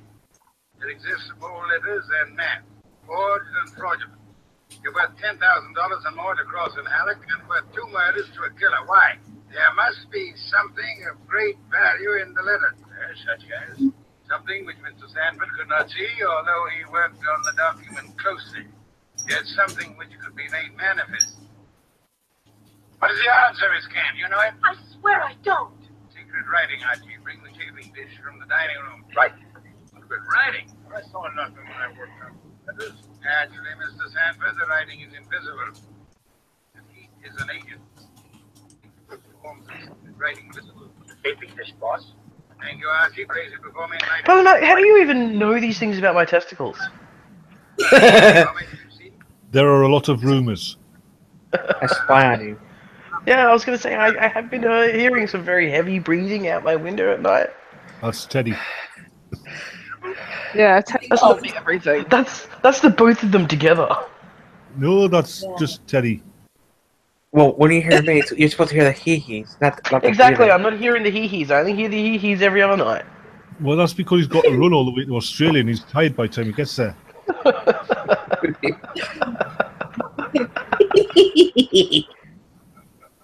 All right, here we go. Including 2051 will easily succumb to the agency of heat. Careful! Those envelopes will catch fire. They caught. Don't be upset, Mr. Cross, Mr. Halleck. The envelopes! They will burn safely in the ditch. We can concentrate on the writing. Watch closely. I don't want to be accused of trickery. You fat fool. The envelopes are everything. Put them out, Sanford. Don't sit there. Put them on. Why, Mr. Halleck? Well, the stamps, the missionaries are worth a fortune. The missionary? You know that. Mr. Cross knows. So does Mr. Sanford, right? Yeah. Oh, Sanford knows you. Mr. Sanford is not alarmed. Why not, sir? I don't know what you're talking about. $50 or $100,000 is burning before your eyes, Mr. Sanford. Cross and Halleck are burning their fingers, putting out the flaming envelopes. And you sit there quite indifferently. Why? Well, you know the value of the missionary stamps on the letters you bought from Rodman? These aren't the real letters. Isn't that it? Not the real letters? I told you I'm tough to crack, Wolf. You didn't fool me with those dummies. Dummies? How do you know? Mr. Cross didn't know. Mr. Halleck didn't know. How did you? Oh, I'll tell you, sir. One man could know I was framing the sketch of a decoy. Only one man could know I prepared these dummy letters and pretended to take them from her purse. And that is the killer. The man who murdered her father. Stole the map and letters this morning. You, sir, Mr. Sanford. Well, I'll be. Kramer, there's the killer. You'll find the missing map and letters on him, all concealed in his home or office. Evidence anyway. Look at his face. He's self-confessed. Self-confessed like fun. He was.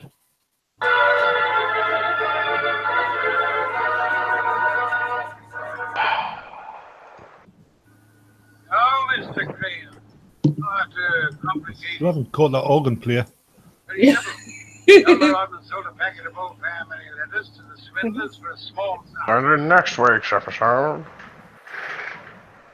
that fat guy whose name you've forgotten goes out to eat the organ player. That would be Mr. Creosote. Writing home.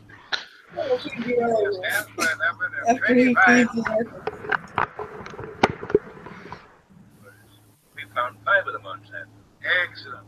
Somewhere or other, Rodman discovered all the letters. If he's ever to get them back, he communicated his discovery to the swindlers, Cross, Halleck, and Sanford. So that's why they refunded the money so fast. Precisely. In an effort to have Osirus in it. Sanford tried to convince he would not listen to the truth, Mr. Kramer.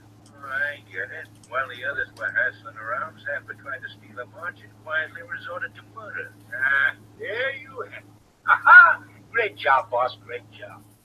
So Gloria not only gets her 10 grand back, but 5 times 25, which is about 100 worth of goodies. Now, figuring your rates by the hour, that means you've done a gratis job worth about... I did not know when I demand a large fee for what I have done. I will not go back on my word. That I can beg for a favor. Oh, if you happy. Wait. I got something that will not be easy to grant. What is it? Will you use your red hair, your pretty face, your admirable figure, and your ample fortune to lure Mr. Wilson away? Your admirable figure? I would like to... Yeah. Yeah, he thinks she's hot. That's about as close he gets to complimenting her. It's very admirable. You have a very admirable figure. Well, he sounds It's like not exactly an attractive figure, but it's not exactly ugly either. You're very admirable. Yeah. Yes, you have an admirable figure. I can see it by the tricorn hat. That's the admiral figure. An admiral's figure. Yes, you have a why right I'm taking admiral the thing of idea. You look like Horatio Nelson. There you go. And I saved the best for last. The green hairnet. From 1936 to 1952, the flight of the bumblebee signaled another episode of the Green Hornet. The popular juvenile did an amazing amount of buzzing, created by the team of producer George Trendle and director James. I didn't write this shit. I'm just reading it. James Jewell and the. That is a long last name. The same pace as the Western Masked Man. The Green Hornet saved the life of Cato somewhere during his travels in the Far East, and Cato became a loyal friend. Cato's ethnicity through the show's run is ambiguously can't read. Ambiguously? Thank you. Asian. Ranging from Japanese to Filipino to Korean to Chinese. Cato was a fierce fighter, skilled driver, and all-around best pal. Green Hornet is a superhero, something like Superman, Blue Beetle, and Batman. Both Clark Kent and Britt Reed are journalists. Britt actually owns the Daily Sentinel. Comparisons are often made between the crime-fighting duo Batman and Robin to the Green Hornet and Cato. Britt Reed is like Batman in that they are ordinary mortals, faking playboy types, allowing Cato, his chauffeur, to be Robin-like. Both the Green Hornet and Batman drive cool cars. Brett Reed's sleek, superpowered Black Beauty is certainly a match for the Batmobile. This resemblance was given a nod in the television version of Batman when the Green Hornet and Cato made two memorable cameos. Now here's a little bit more trivia. The Green Hornet made a brief appearance on television with martial arts master Bruce Lee as Cato and Van Williams as the Green Hornet. Bruce Lee shot into cult martial arts film stardom. Unfortunately, the Green Hornet television show was canceled after just one season. Oh, geez. Okay, It was a 2011 movie as well.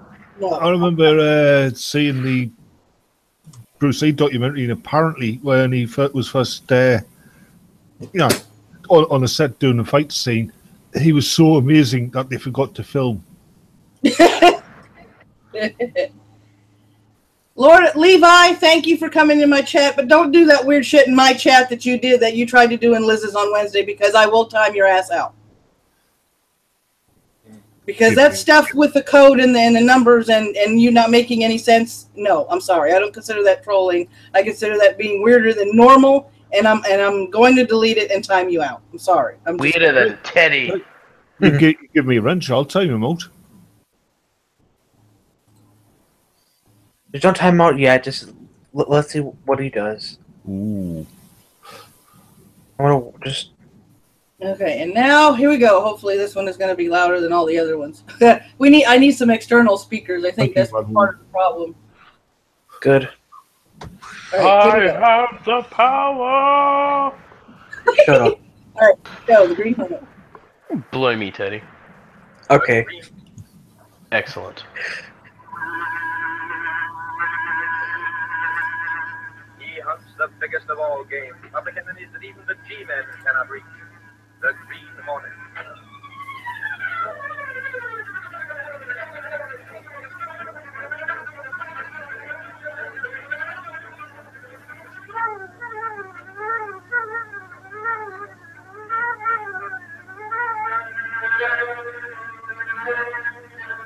With his faithful valet Cato, Britt Reed, daring young publisher, matches wits with the underworld, risking his life that criminals and racketeers within the law may feel its weight by the sting of the Green Hornet.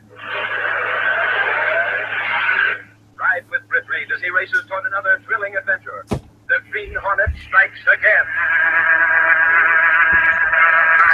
Hurry, Cato! So he's on strike already. Fucking hell. Bastard.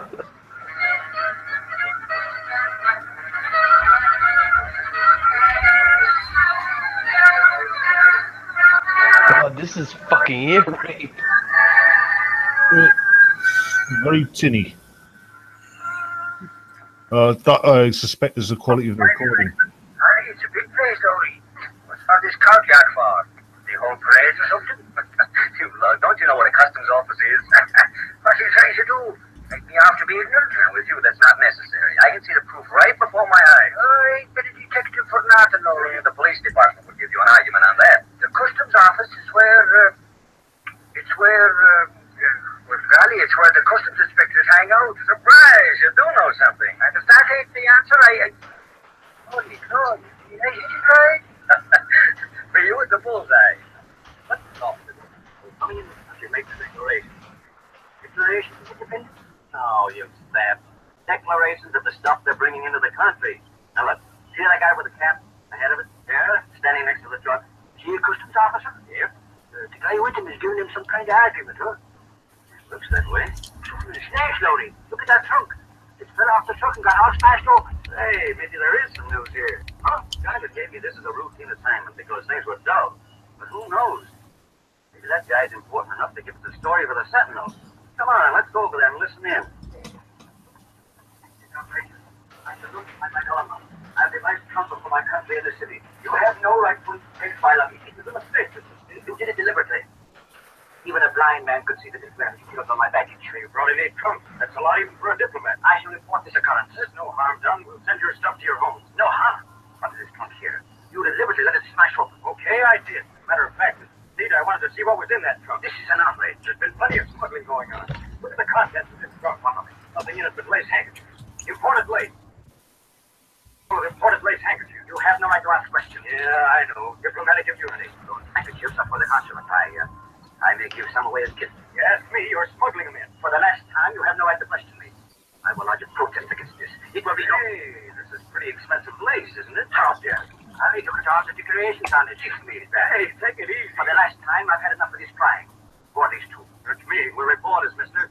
From the Daily Sun. Reporters. There's no story here. Go back to your paper. Golly, what's in here? This wolf. Meaning me, Mr. Slade, you and no other. I am leaving. I'm going to the consulate, and I warn you. Unless these trunks are delivered at once, with none of the diplomatic seals tampered with, I must do the job. Government of the damages for that broken trunk as well. Holy crow, he's bad enough to shoot him. What's all this talk about smuggling? Who is that guy? Named Slade. He's a foreign diplomat. If you ask me, the guy using his diplomatic job as a cover for smuggling. Huh? What are you going to do? Yeah? Hey? Holy crow, you mean he's bringing in stuff without paying no duty? Yeah, but just try and pin it on him. I'll be lucky if he... my badge for this. Do you think they actually got a real leprechaun for that voice actor? It makes you wonder. They did the stereotypical Irish voice. Doing that, I do an accent so bad. If there were any Irish people in the live chat, they'd probably be cringing. Customs officer, they're trying to get to me pot of gold.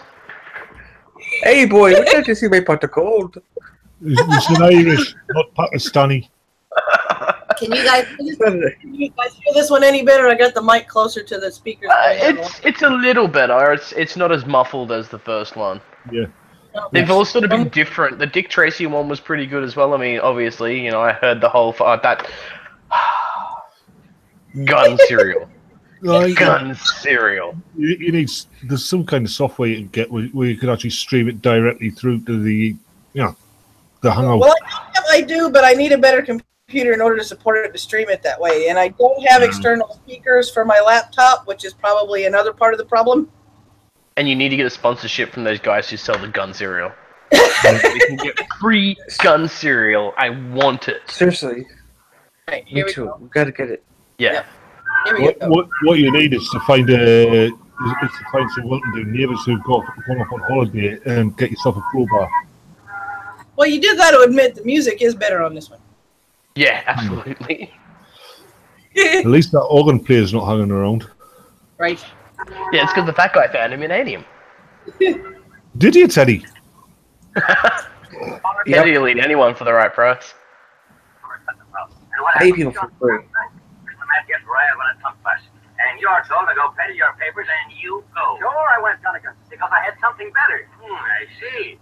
You're too important for a little assignment like the customs house, eh? Wearing a balloon where your head ought to be, eh? Or is your work on the Daily Sentinel beginning to bore you, Polly? Say, Gunnigan, give me a break. I tell you I got something. Yeah, and maybe I can prove it right now. Hey, Casey. Hey, Casey. You two finish your word battle? Final round, Casey. Did you tell the boss we wanted to see him? I don't see why Reed has to be smart. I ain't in, Gunnigan. Right out. Oh, here he is. Yes, what's this about? Okay, Larry. Give, boss. I swiped the handkerchief this afternoon. I want you to read, Larry. Why? See? Now he's a kleptomaniac. Okay, then borrowed. But Sneed doesn't know I have it. Sneed at the customs house. So place consul. When Axford and I got there, he was having a terrific argument with one of the customs officials. Diplomats shouldn't have to argue with their customs. That's what he said. There was a busted trunk, and I took this handkerchief from it. Gosh, that's a beauty. This guy sneezed a dozen trunks. And the one I saw was jammed full of lace hankies. So instead of a story, Florrie comes home with a lace hanky. Well, the loveliest I've ever seen. Hey, Casey, you don't have to grab it out of my hand. Sorry, are you sure you're not pulling a gag? Pulling a gay? Pulling a gag. That's what they call it. Oh. She said gay as well, and coming off of, oh, you didn't have to pull it out of my hand. You notice in the Nero Wolfe one, they were using what you probably call Midwestern accents. Yeah. Yeah, basically the accents that they put on to be universally understood. In this one, they're using the actual accents of the time. Yeah. Yeah. You notice there's a big difference between how American accents sounded back then as to how they sound now. Yes. Oh, yeah. Most definitely. How do they change so much? Languages and the way people talk change constantly, but it's increased by if you've got such a thing as radio, then television, then movies, and now the internet. Oh, yeah. Mm-hmm. All right, here we go. I'm surprised everyone isn't making screaming noises because we all know the internet's for porn. All right, here we go. Did a feature of imported lace handkerchiefs like this at a swell price. Case, you're sure they're the same as this one? Mr. Reed, that's one thing a woman knows. Material. You got this at the customs house, Larry? Out of Steve's trunk, boss. What is this, a memory test? It's more than that, Gilligan. We said he had a story, and I believe he has. Right, Larry? Next one. I have the same idea about this guy, Steve, that the customs official had. Customs official? And he didn't mince any words either. Throw this guy off. Reed, I smell a mouse. Not a mouse, Casey. What you smell is a smuggling racket. What? Oh, you're suggesting Sneed is smuggling these in? He had plenty, and Casey's home in that store. Well, maybe you are a reporter. But Mr. Reed, the department store may have gotten hankies some other way. Some honest way. Why not? This guy hasn't got a corner on lace hankies. What about the price, Miss Case? Creevy's offer them at a low price? Yes, Mr. Reed. It was much cheaper than anywhere else. It's a natural, boss. Creevy's is a big firm. They sell plenty of these things. Who's going to face it? True, Lowy. Sure. Larry, you missed your calling. You're not a reporter. You're an amateur sleuth. Reporter isn't that? There are thousands of people that are buying smuggled goods. And the thousands this guy Sneed is picking up. He's got their place without running into a wreck. I'm afraid not going to. Every place you look, somebody is raking in the chips. Doing it by stacking the cards. He'd be arrested. I saw that before you hit enter.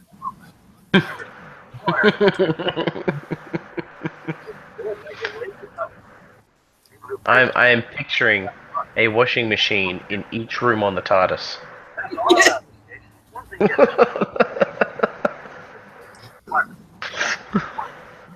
get Lowry to this up. Keep him on it? You think there's a story?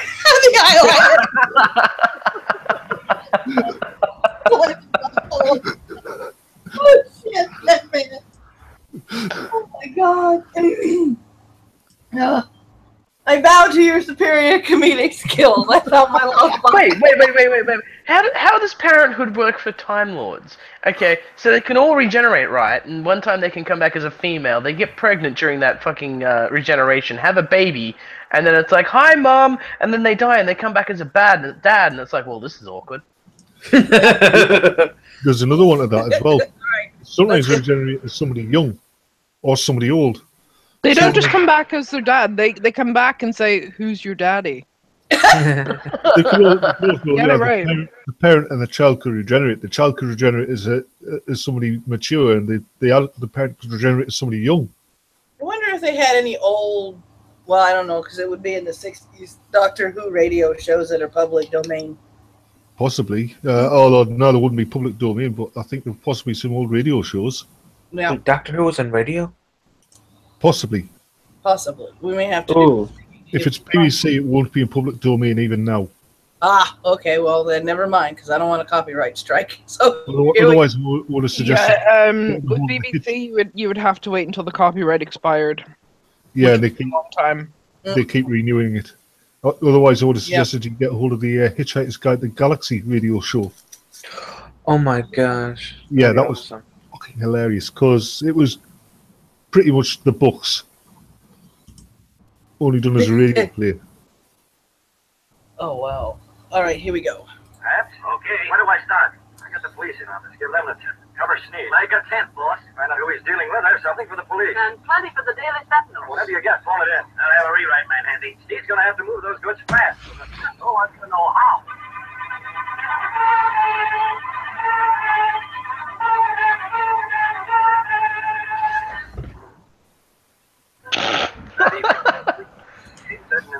Do that little jig there, Teddy. The only living man to know him as the Green Hornet. You understand what I want, Cato? Yes, a chemical I'll tell you who else knows he's the Green Hornet. Do you know who else knows he's the, do you know who else knows he's the Green Hornet? Mm. The Shadow knows. Cato's good at fighting, but can he make a mean cappuccino? Film at 11. Okay. Unable to get proof. You want soy sauce with that? As the Green Hornet. Get out of the hiding place of the Black Beauty and start preparing a chemical. I will join you as soon as I hear from Lowry.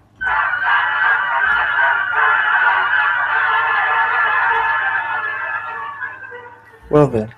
Surprised we didn't get a bit of a Teddy boogie there.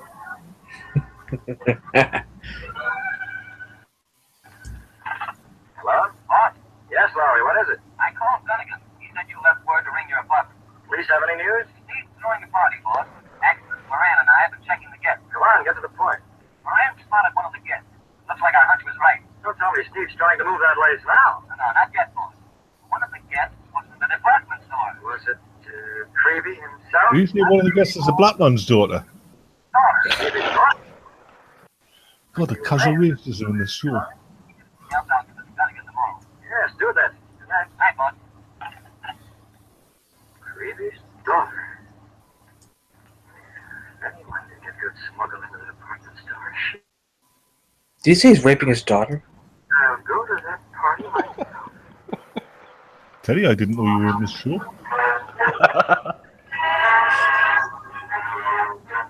Raping his black daughter. Oh my. Lions and tigers and bears.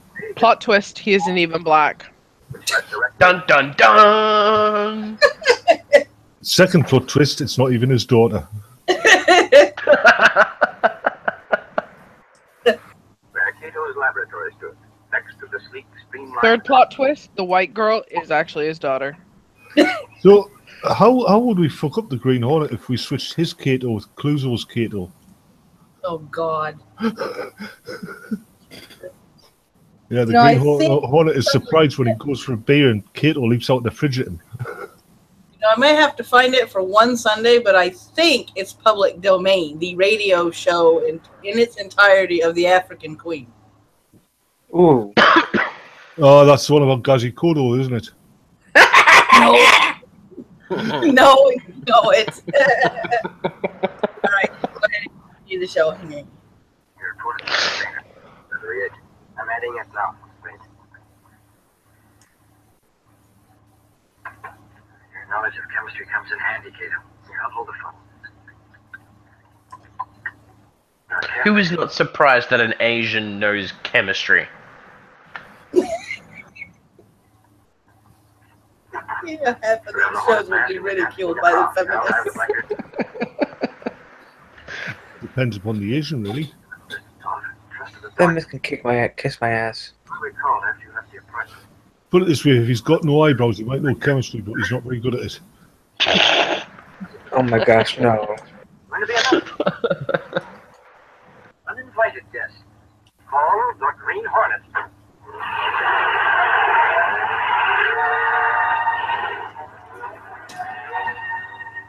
Are the police calling the Green Hornet here? No, he was an uninvited guest, so he wasn't called. He just showed up. Hi, guys. Oh, the love interest music. Oh, and he brought his own string quartet with him. That's how they show directions through sound. I know. No, well, to be fair, it's a little more creative than a dick pic. Oh. True. True. I want to show you what. Wait, never mind. Was almost some difficulty. Best you don't, Teddy. Best you don't. Could you imagine sexting back in these days? Like, how long would it take for a letter to have been delivered? Well, they did have a sort of instant text transmission. It was called ticker tape. Oh. You know, I think that they probably would have like invested in carrier pigeons if they were going to try and text, or at least shit. No, I don't think they'd shit. Nobody wants to hear about that. God damn it. I'm blanking, man. It's 4 in the morning. I'm having blanks. It's not. It's 7 in the evening. It's 7 in the evening, future boy. Jesus. No, it's 2. 2 in the afternoon. Will you just move to the right side of the planet, please? Like, come on. Fuck me. You're outnumbered here, dude. Okay. We can't help it if you're in the future without the aid of a TARDIS. You're sort of stuck there, dude. Yep. Okay. Alright, here we go. Too much of a shitload for the doctor to help me now. Shut up. Extremely cautious how we transfer the lace to your department store. No trouble about that. This particular department happens to be my job at the store. You have the lace here? Below in the basement. When will you pick it up? Tomorrow night, midnight. I'll have the truck. As usual, right? Yes, the back entrance. We must be extremely careful. We always. We got away with it before. We can do it again. Fine then. Tomorrow midnight. Oh, they're all about having a quickie behind the bike sheds again, aren't they? Outside. Here this way. Through the French window. I see him around. Come this way. Come around now, expert. We're going across the line. Who are you? What do you want? Ain't you been seeing nobody, you know? I'm having some people in. What is the disturbance? Sorry, Mr. Sheed. Moran, police headquarters. There's been a prowler around the place. A prowler? Idiot. Don't listen to him, Moran. He must have got away, Lowry. You are that reporter. Why are you here? Well, holy throw. I tell you why we're hanging around, Sneed. It's not never mind, expert. I said never mind. Nothing, Mr. Sneed. We're just covering police news for the paper, that's all. You've been crying, snooping around. Well, yes, of course. You must forgive me. I'm a little disturbed. So much excitement. Was it, a robber? I guess so, lady. You've got a lot of jewels in that crowd. Thank you very much for frightening this crowd. A lot of Jews in the crowd? He has got Oh, right. Too bad to say nothing. Of course, he ain't hanging around. Not with special action tonight. Have you any idea who it was? All we seen was a shadow, lady. Might have been any one of the 100. Oh, the shadows in this as well. Bloody hell. Just name dropping. Yes, I never thought I liked it. Take a good look while you can. Here's your shoulder. So this Irishman's part Scottish, is he? Because he keeps slipping into a Scottish accent. It's the Green Hornet! It's the Green Hornet! Tiny man! Tis the Green Hornet. Yeah. What do you mean Green Hornet? Sorry, that tickled me. Sorry, but I've been drinking a bit too much today. If you want, I can tickle you later. We need to get like God damn it. Guild feature or somebody, you know, from that part of the island in here on a Sunday to where when we're doing this one. Or I think there's another one out there that has an Irish or a Scottish person. Just to pause it and go, okay, how would you say that now? Hey, if you want, I can always do that accent. Or hear the no. Here for it, Teddy. Do No. the accent first. No. Come on, Teddy. No. Yes. No. Yes. Yes. God. No, we want someone who sounds like they're from Scotland.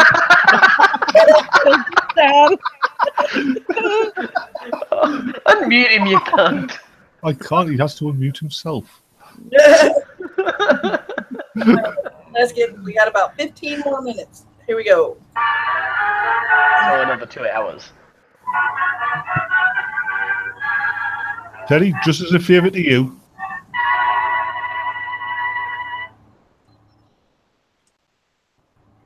Maybe less. The Green Hornet at Sneed's party. As retreat's plan gotten underway, before the next exciting siege of our Green Hornet adventure, please permit us to pause briefly. Got you, bastard. You timed that perfectly.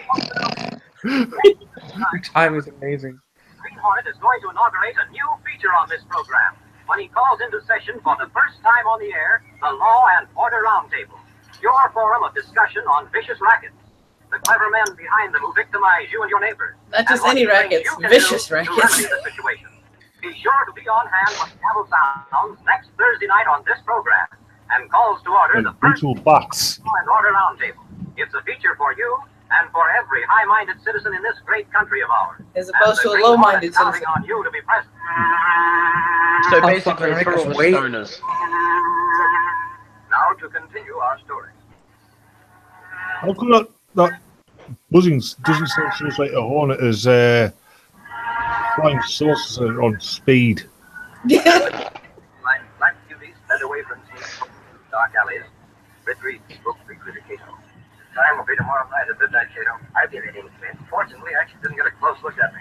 Spotted me there at the window, but the mask in the darkness gave me a chance to warn you. I just glanced at the chat there and didn't read it properly, so I thought that Nightbot was on about a poop filter. That's good. So we were in a room. There was still time enough to mark plenty of the lace. Went through each truck. That's right. And the stage is set, Cato. I'll be at the end of the Filter. The poop Yeah, they're filter. used for Cleveland steamers. See if we can trap these smugglers. Without trapping the Green Hornet. I see. Mm.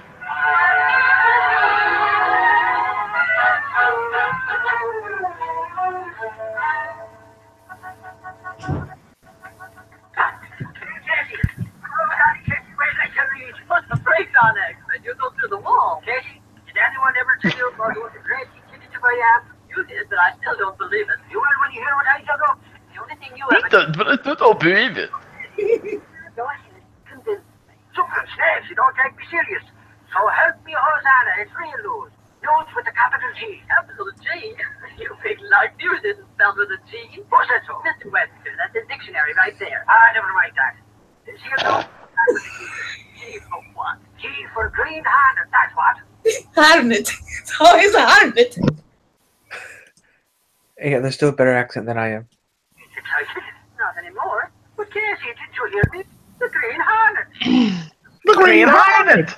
Daddy, what's that got to do with it? Everyone else would have been calmed down by now. What are you talking about? The same thing you are. I'm talking about the Green Hornet. Just did you Green Hornet. I'm talking about the Green Hornet! He's so excited that nobody's paying any attention to his head. We're talking about the Green Hornet. Do you know that my cousin's a police chief in Gotham City, so he is?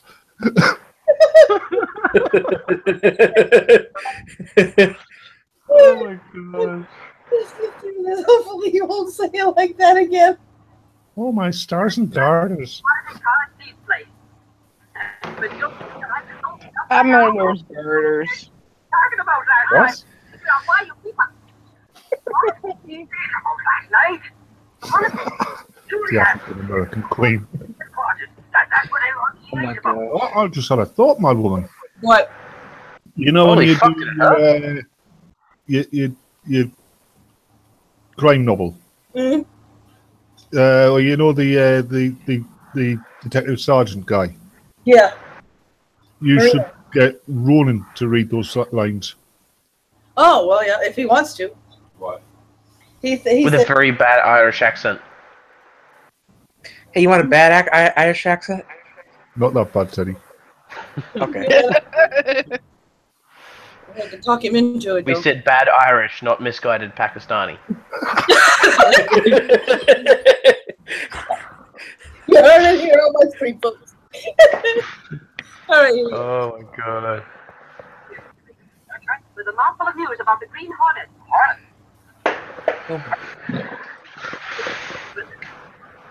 Did he just try and correct her? Shocking news about the Green Hornet. Hornet! The Green Hornet. Is he saying Hornet or Harlot? Hornet. Oh, I think it's Harlot. Very good.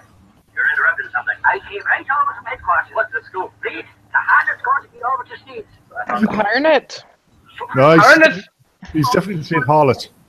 Hornet. Green Harlot! It's the Green Hornet. Hornet. Harlot. It's the Green Harlot.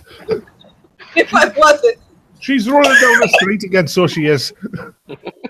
Like, imagine if he was talking about the Green Harlot. He's just like a Ryan Slave Girl cosplayer.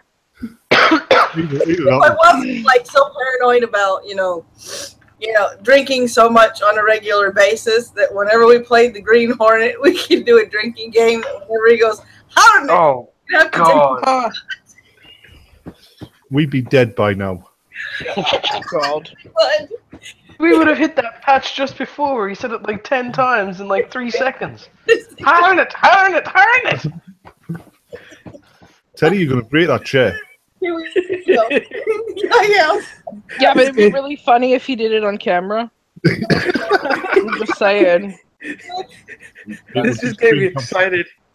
With your favorite detective and everything, where the old innkeeper and everything. Whatever you say, dear. Yeah. All right, here we go. Whatever you see, dear. Hurt yourself. What Larry said, they're smuggling with a team of 2. Sneed and Miss Greavy. Now you're ringing in the Hornet. Well, last night we seen him. So it's logical to suppose he's concerned in some way with this rat. Yeah, that's true. Who took this phone call, expert? Over at headquarters, lead. Brad took it. Who was given the tip-off? Do we stand another watch, boss?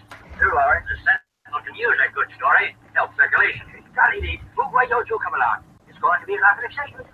Yes, perhaps I will, actually. Perhaps I will. I'm telling you, I've been in training. If I get near that Green Hornet, I'll... You do nothing. You guys remember one thing. You're newspapermen.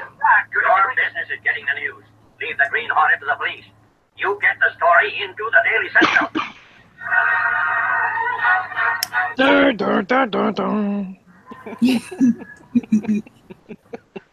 That's excitement music. At least the music is better. Yes. Put it out there. Oh, I was watching, the other day I was watching a documentary about the Superman cartoons from the 60s, you know, the Filmation ones. Apparently they were written, directed and acted by radio people. Which is why, because when you listen to them, they're done exactly like a radio, exactly like this kind of radio show is being done. Oh, God. Yeah, everybody described what they were doing, even though you could see it. Take a drink. Sorry. I'm gonna fly extremely fastly towards the atmosphere. Go on, then.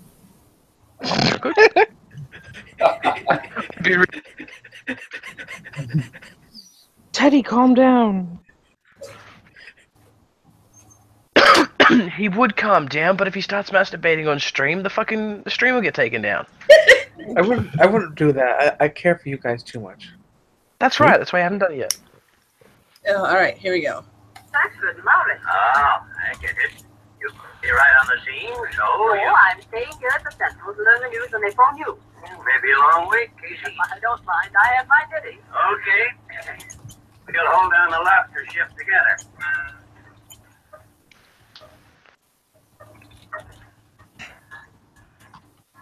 Well, it's over, Anders. The clock hit 9 already. Ain't we going out and have the Hornet? Going to that phone call, we got to be up. Right, off the benches for the working press. But this bench is hardwood. Do you think Phoebe comes today, Tony? I don't know, actually. It's maybe just as good as mine. All I hope is that the Hornet is there.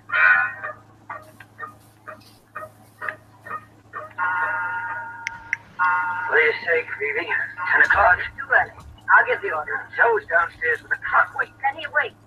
When I say so, not before. The clock only dinged 7 times. Didn't they say it was 10 o'clock? Inconsistencies. Yes, sir. You know, maybe he couldn't count. He might have had to leave school very early. Are you going to mock him for his lack of education? You're oppressing him. Press my fucking nuts all over his face. Go alone. Stop oppressing him. Yeah. But I'm white, I'm male, and I'm cis. It's my job. Hornet lives matter. Hornet lives matter. No. Hornet lives matter. Oh, yeah. Hornet lives matter. Lives. Hornet. All right. Oh my God. Hornet. You got about 8 minutes to go. So we got another half an hour. Okay.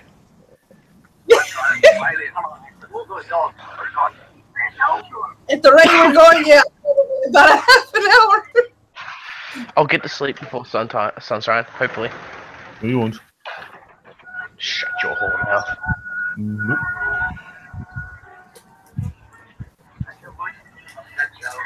What sort of whore mouth would it be if it wasn't open? Australia. Oh. This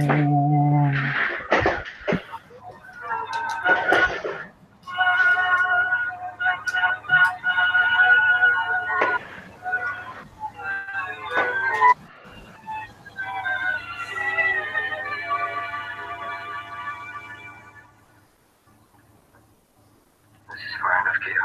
Well, let's sit in the alley behind Sweet's house. As soon as that truck pulls in, yes, I hear Kiddo, a truck up. It's enough. The passport yours on. Yes, I've got it.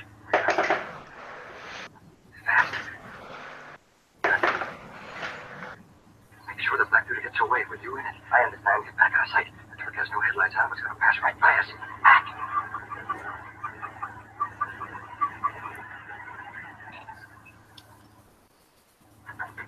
All clear.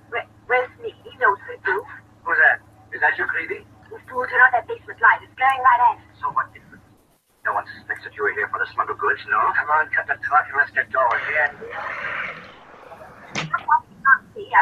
This ain't no time for argument. Butcher and me'll get the stuff out. You stay at the wheel. I stay at the wheel. Yeah, them trucks is heavy. I will open the back of the truck. Yes. Better take this. A gun. In case there's some trouble. Very well. But there will be no trouble. I shall watch from a little further down the alley. Come on. We gotta grab them trunks and load them in.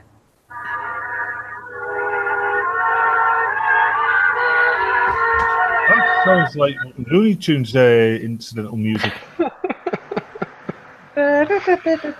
No, it's like when Flood's creeping up on Bugs Bunny or something. One more. Okay, you'll be out of here in a minute. What reason is it to keep a lookout? There is no one. Very quiet. I'm hunting hornets. I'm sorry, but you can't hunt hornets. It's not hornet season. Yeah, come in. Quick, give me a hand. Give me the truck with it. We're back at the scene. They're walking. Hurry, time for us to get out of here.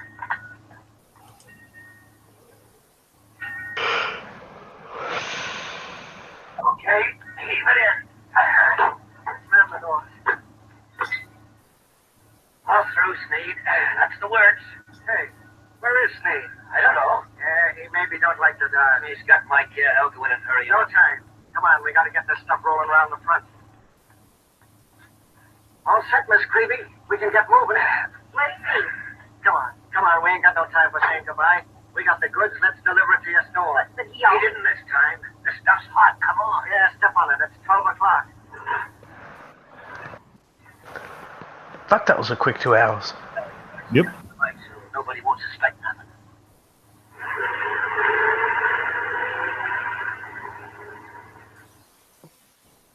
As the huge truck rumbled out from the alley, the squad car carrying Moran with Lowry and Axford approached from the main street. Both sides of the rugged head. How do you... Parson Moran? Gee, what's that truck doing coming out of that alley? Whoever it is, Moran, that can't be the Hornet. He gives us something a little faster than that. Yeah, you're right. Are you going to look into that truck, Moran? What for? What more? Holy mackerel, you dumb flatfoot. Don't forget what started this whole business, huh? You're after smugglers as well as the Hornet. That alley is right behind Sneed's place. Sneed? Hey, you're right. Holy cow, step on it. Let's turn around the car. We'll get him. Hey, pull over there. Get to the curb. Now them in. They won't stop. Swing your wheel and smash it into the fingers. Hold on. Here we go.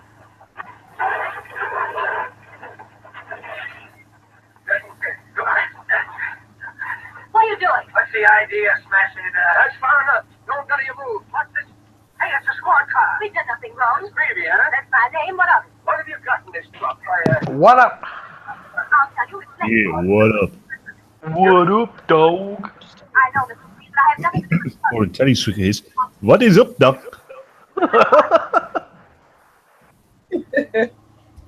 This is MST3K radio style, right? Still, you're a pretty smooth customer. Go ahead, touch me. Hey, you're a pretty smooth customer, you guys, ain't you? Where's that slug? Good trade. Shane. We're right behind you. Saw the crash and came over. Oh, it's near D. Hold the flash looks like an expert. That's a gun the sergeant's holding. You'd be smarter to do as you're told. And I would have been aware of it too, see, if it wasn't for the Green Hornet. And those crazy kids and their dog. Like quite a party. I was getting the Hornet. Shut up, you bully the police. Police? Yes, Steve. Bad, your eyes were blinded by that flashlight. I have been surprised. That pause button. You can't make any of us talk by these surgery methods. I tell you, those places are mine by right. You can't prove they've been smuggled in. Davy, here's one of the packages from the tokens. Sure looks like the ones we seen in Steve's possession the other day. What's up? Let me see that, expert. I like it. Take a look at this. Got to say something about the Green Hornet, mind. In all seriousness. Yes, right here. He was a limited character, really, because he was designed specifically for the culture of the 30s and 40s, you know, the organised crime era. Yeah. When that faded out, so did his popularity. Because couldn't keep a character like that relevant. Yeah, it's kind of sad, too, because he's a pretty good character. Yeah, he was. Got these handkerchiefs here. There were no names on them at all. And that is my signature for my rubber stamp. Right now, you dog. You're going deafy. Take it easy, Miss Creevy. It would have made no difference if Sneed hadn't told. I know better than that. You'd have been sunk plenty. These signatures were all the proof any court would need. The signatures, I do not understand. Holy glory! What is it? Take a sniff of this handkerchief. It's chloroform! Oh my god. No, it's not. He's been wiping his ass with it. A few moments later. That sounds like my kind of thing. You put the chloroform in the handkerchief, you can give it to the woman, and they go, whoop, you do, yeah. Give it the cord. It's done with a chemical. It doesn't begin to show up until 4 hours after it's applied. Where would you go? This is the link. Daddy, who is it? Come on, Sneed, spin it. There's only one answer for that. It was the man who gassed me, the man who ruined our plans, the Green Hornet. The Green Hornet! The Green Hornet! What's the Green Hornet? He's the one we want, isn't he? Aye, that's the case. Shouldn't have come over here, Ireland, should he? No. He's a poor, misguided soul. He's only over here to steal all the potatoes, so you know. Potatoes.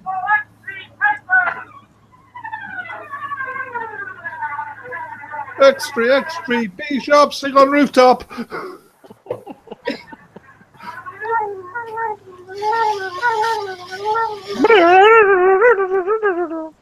you gotta admit, that was a pretty good theme song for the show. Yeah. It worked. I mean, it really well. It's better than the ear rape from the other ones. Yeah. Hands down. I mean, you go from, you know, an organ to actual music. Not that the organ wasn't music, but you go from cheese to improved music to like go from scene. You can hear the progression of the technology from, you know, decade to decade. You can also the change in culture. The Nero Wolfe one was from the 50s, actually. Mm-hmm. Yeah. Did a bit of research, did a bit of Googling on it. Yeah. I think I read about that before we started. Sydney Greenstreet. Mm-hmm. I thought I recognised the voice. Yep. See, if you would have popped in earlier, they announced him before they started that particular show. See, you're late, bad man. Wait, Sydney's a guy name? Sydney, yes. Sydney is a guy's name. It's also a unisex name. Also did a couple of other radio shows, too. Yep. But I think he was mainly a movie actor, wasn't he? Or a television actor, I think. Yeah, he was mainly a television actor, and I can't remember. He was also, I think he played Green Sleeves or something like that in a comedy radio show for a while. Because he sounded an awful lot like Ray Milland, didn't he? Yeah. Raping the Lamb? Ray Milland. Oh, okay.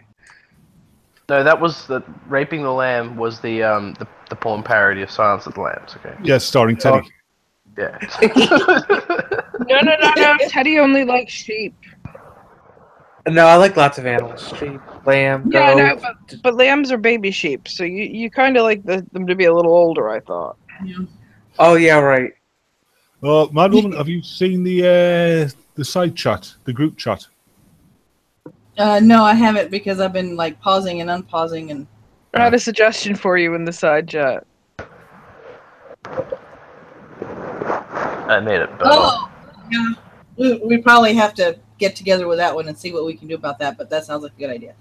See, I had run an idea across to let me quit screen sharing so I don't get the inception every time I talk. There we go.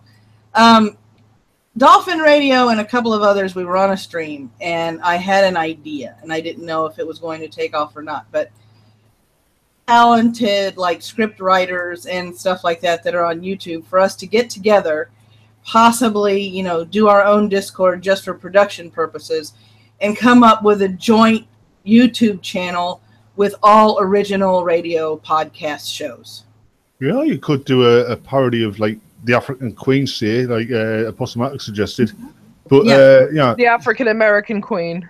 Yeah. The African King. Slipping famous parodies of famous or relatively famous YouTubers. Yeah. Yeah. Like, you're getting the boat ready and some American guy comes along and tries to get you to help get in on the action. He keeps asking if he can collaborate on it.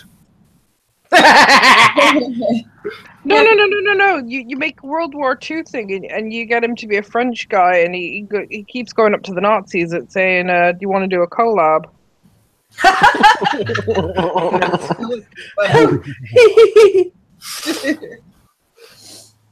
I'm sorry, was that a little bit much? Yeah. Madon, have you given any further thought to buying a cute English cat?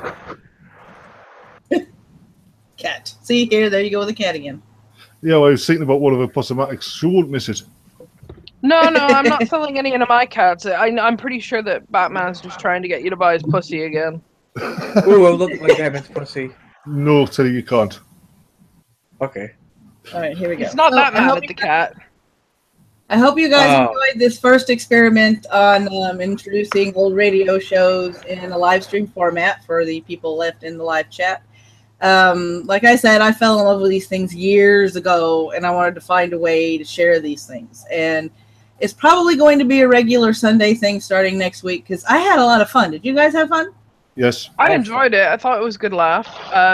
When the audio improved, the experience improved. The music doesn't make me move. I like the orchestra that they did. So far as I know, Madwoman, it's definitely a YouTube first. Okay. So I'll do more of these, and when I get a new computer and I'm able to run OBS, I can control the audio a little bit better, and maybe come up with a really cool overlay with even like the radio, because I like the radio that I use. I just need a little animated pulsing thing for when we're listening to the radio and it's actually playing. I think that would be that'd be cool. Yeah, like this could probably say something like that. Yep, we'll have to. Oh, and we need to help to get Teddy to realize his romantic ambitions. What are they? Yeah, set him up with a date with Christy Winters. Yep. No. But like Ghost Dog suggested. No. Even Teddy has limits. I think even like Ghost Dog suggested, I think it would be a really cool idea to play. Oh no, it wasn't Ghost Dog, it was Zeph. To do the War of the Worlds closer to Halloween. Yeah. Oh gosh. That would definitely be well done. Yeah. Especially if you get a decent backing for it. I still want you to do an Elvis and Costello. Yeah. Well, I'll listen to that. I'll line up some. Teddy's into necrophilia. He wants to do Abbott and Costello. Well, I want to eventually get around, because I know, because he tipped. So we've got two. We got Boston Blackie, and where did I write that down at? And The Shadow slated. So two more shows. One could be Abbott and Costello, and the other one could possibly be, if I could find a Richard Diamond, I would introduce you guys to Richard Diamond, because he's absolutely freaking hilarious. Didn't Bob Newhart do radio? Huh? Didn't Bob Newhart do radio? I don't think he did radio. There is let me look at the website that I found and see what they have listed. I know there's other websites, but the one that I found in a pinch they've got Abbott and Costello, they've got The Adventures of Philip Marlowe, which is good. Let me see. Amos and Andy, which would probably be considered, racist as hell according to the feminists. Avengers. Not the Avengers, just Avengers. Let me see another one. Black Museum is one of those that's kind of spooky and suspenseful. I want to hear that. Blackstone. The African American Museum. Yeah. Fuck you. Teddy. Broadway is My Beat is one of those detective shows that's really good too. Burns and Allen, which would be a good one to play on a comedy Sunday. Let me see here. Let me see. They have Cisco Kid, Cloak and Dagger. They have something called Crime Classics, which sounds interesting. Crime Does Not Pay. Dangerous Assignment. We've listened to a couple of those. That's not a bad show. The Falcon, like they mentioned on the first show that I played. They got Jack Benny. Let me come back up to the top here. Let's see.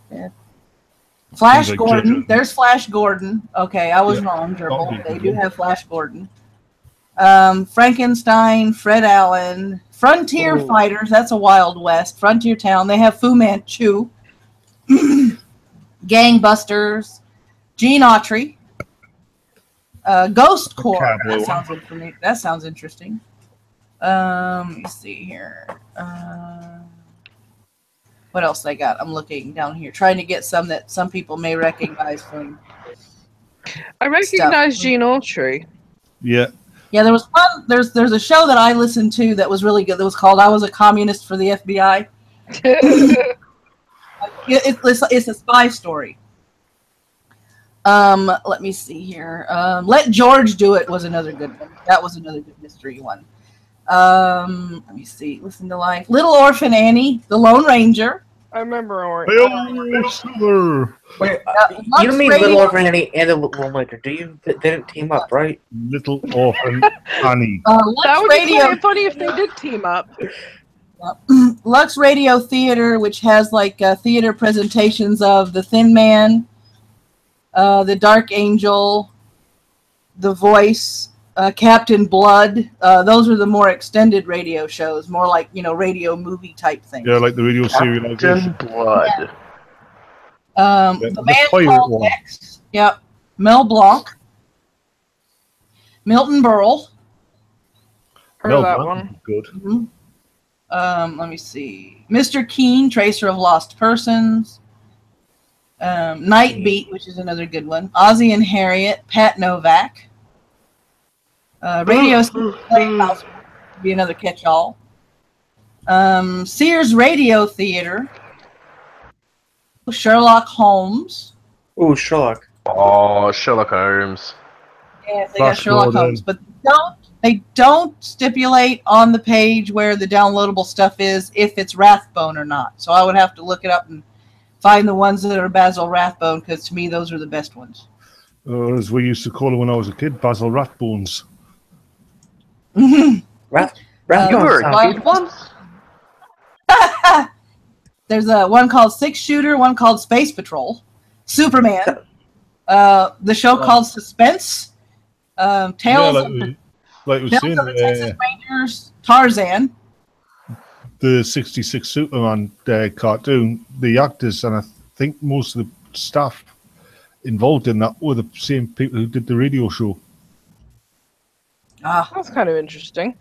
It explains why it was done the way it was. Yep, it does. It really does, because I think I've listened to some of those, and those are really good. Looks like a radio movie, Voyage of the Scarlet Queen. Dennis writes again. The Whistler with your suspense stories. Wild Bill Hickok. X-1, which is a sci-fi radio show. And yours truly, Johnny Dollar.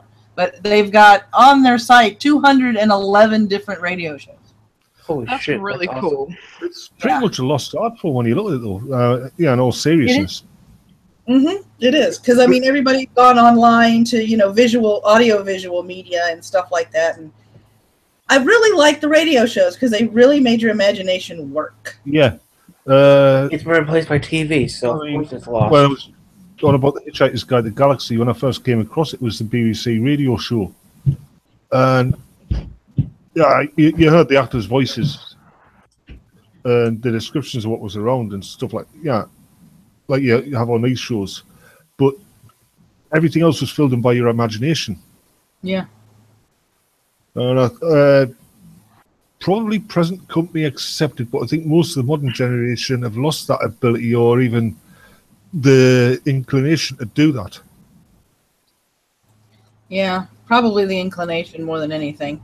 Yeah. Well, imagining things is hard work, isn't it, really? I mean, you have to put a little bit more effort into it other than staring at a goggle box and hoping for the best. Mm. Well, I mean, imagination is sort of like free thought, isn't it? And let's we're not face allowed it. to have that anymore. Exactly. So. Require free thought, yeah. Well, I think we've been for about 2.5 hours, so it's time for me to look at the live chat and go, I hope you guys enjoyed the show. Have a spectacular Saturday, and catch you guys next time. Take care. Bye.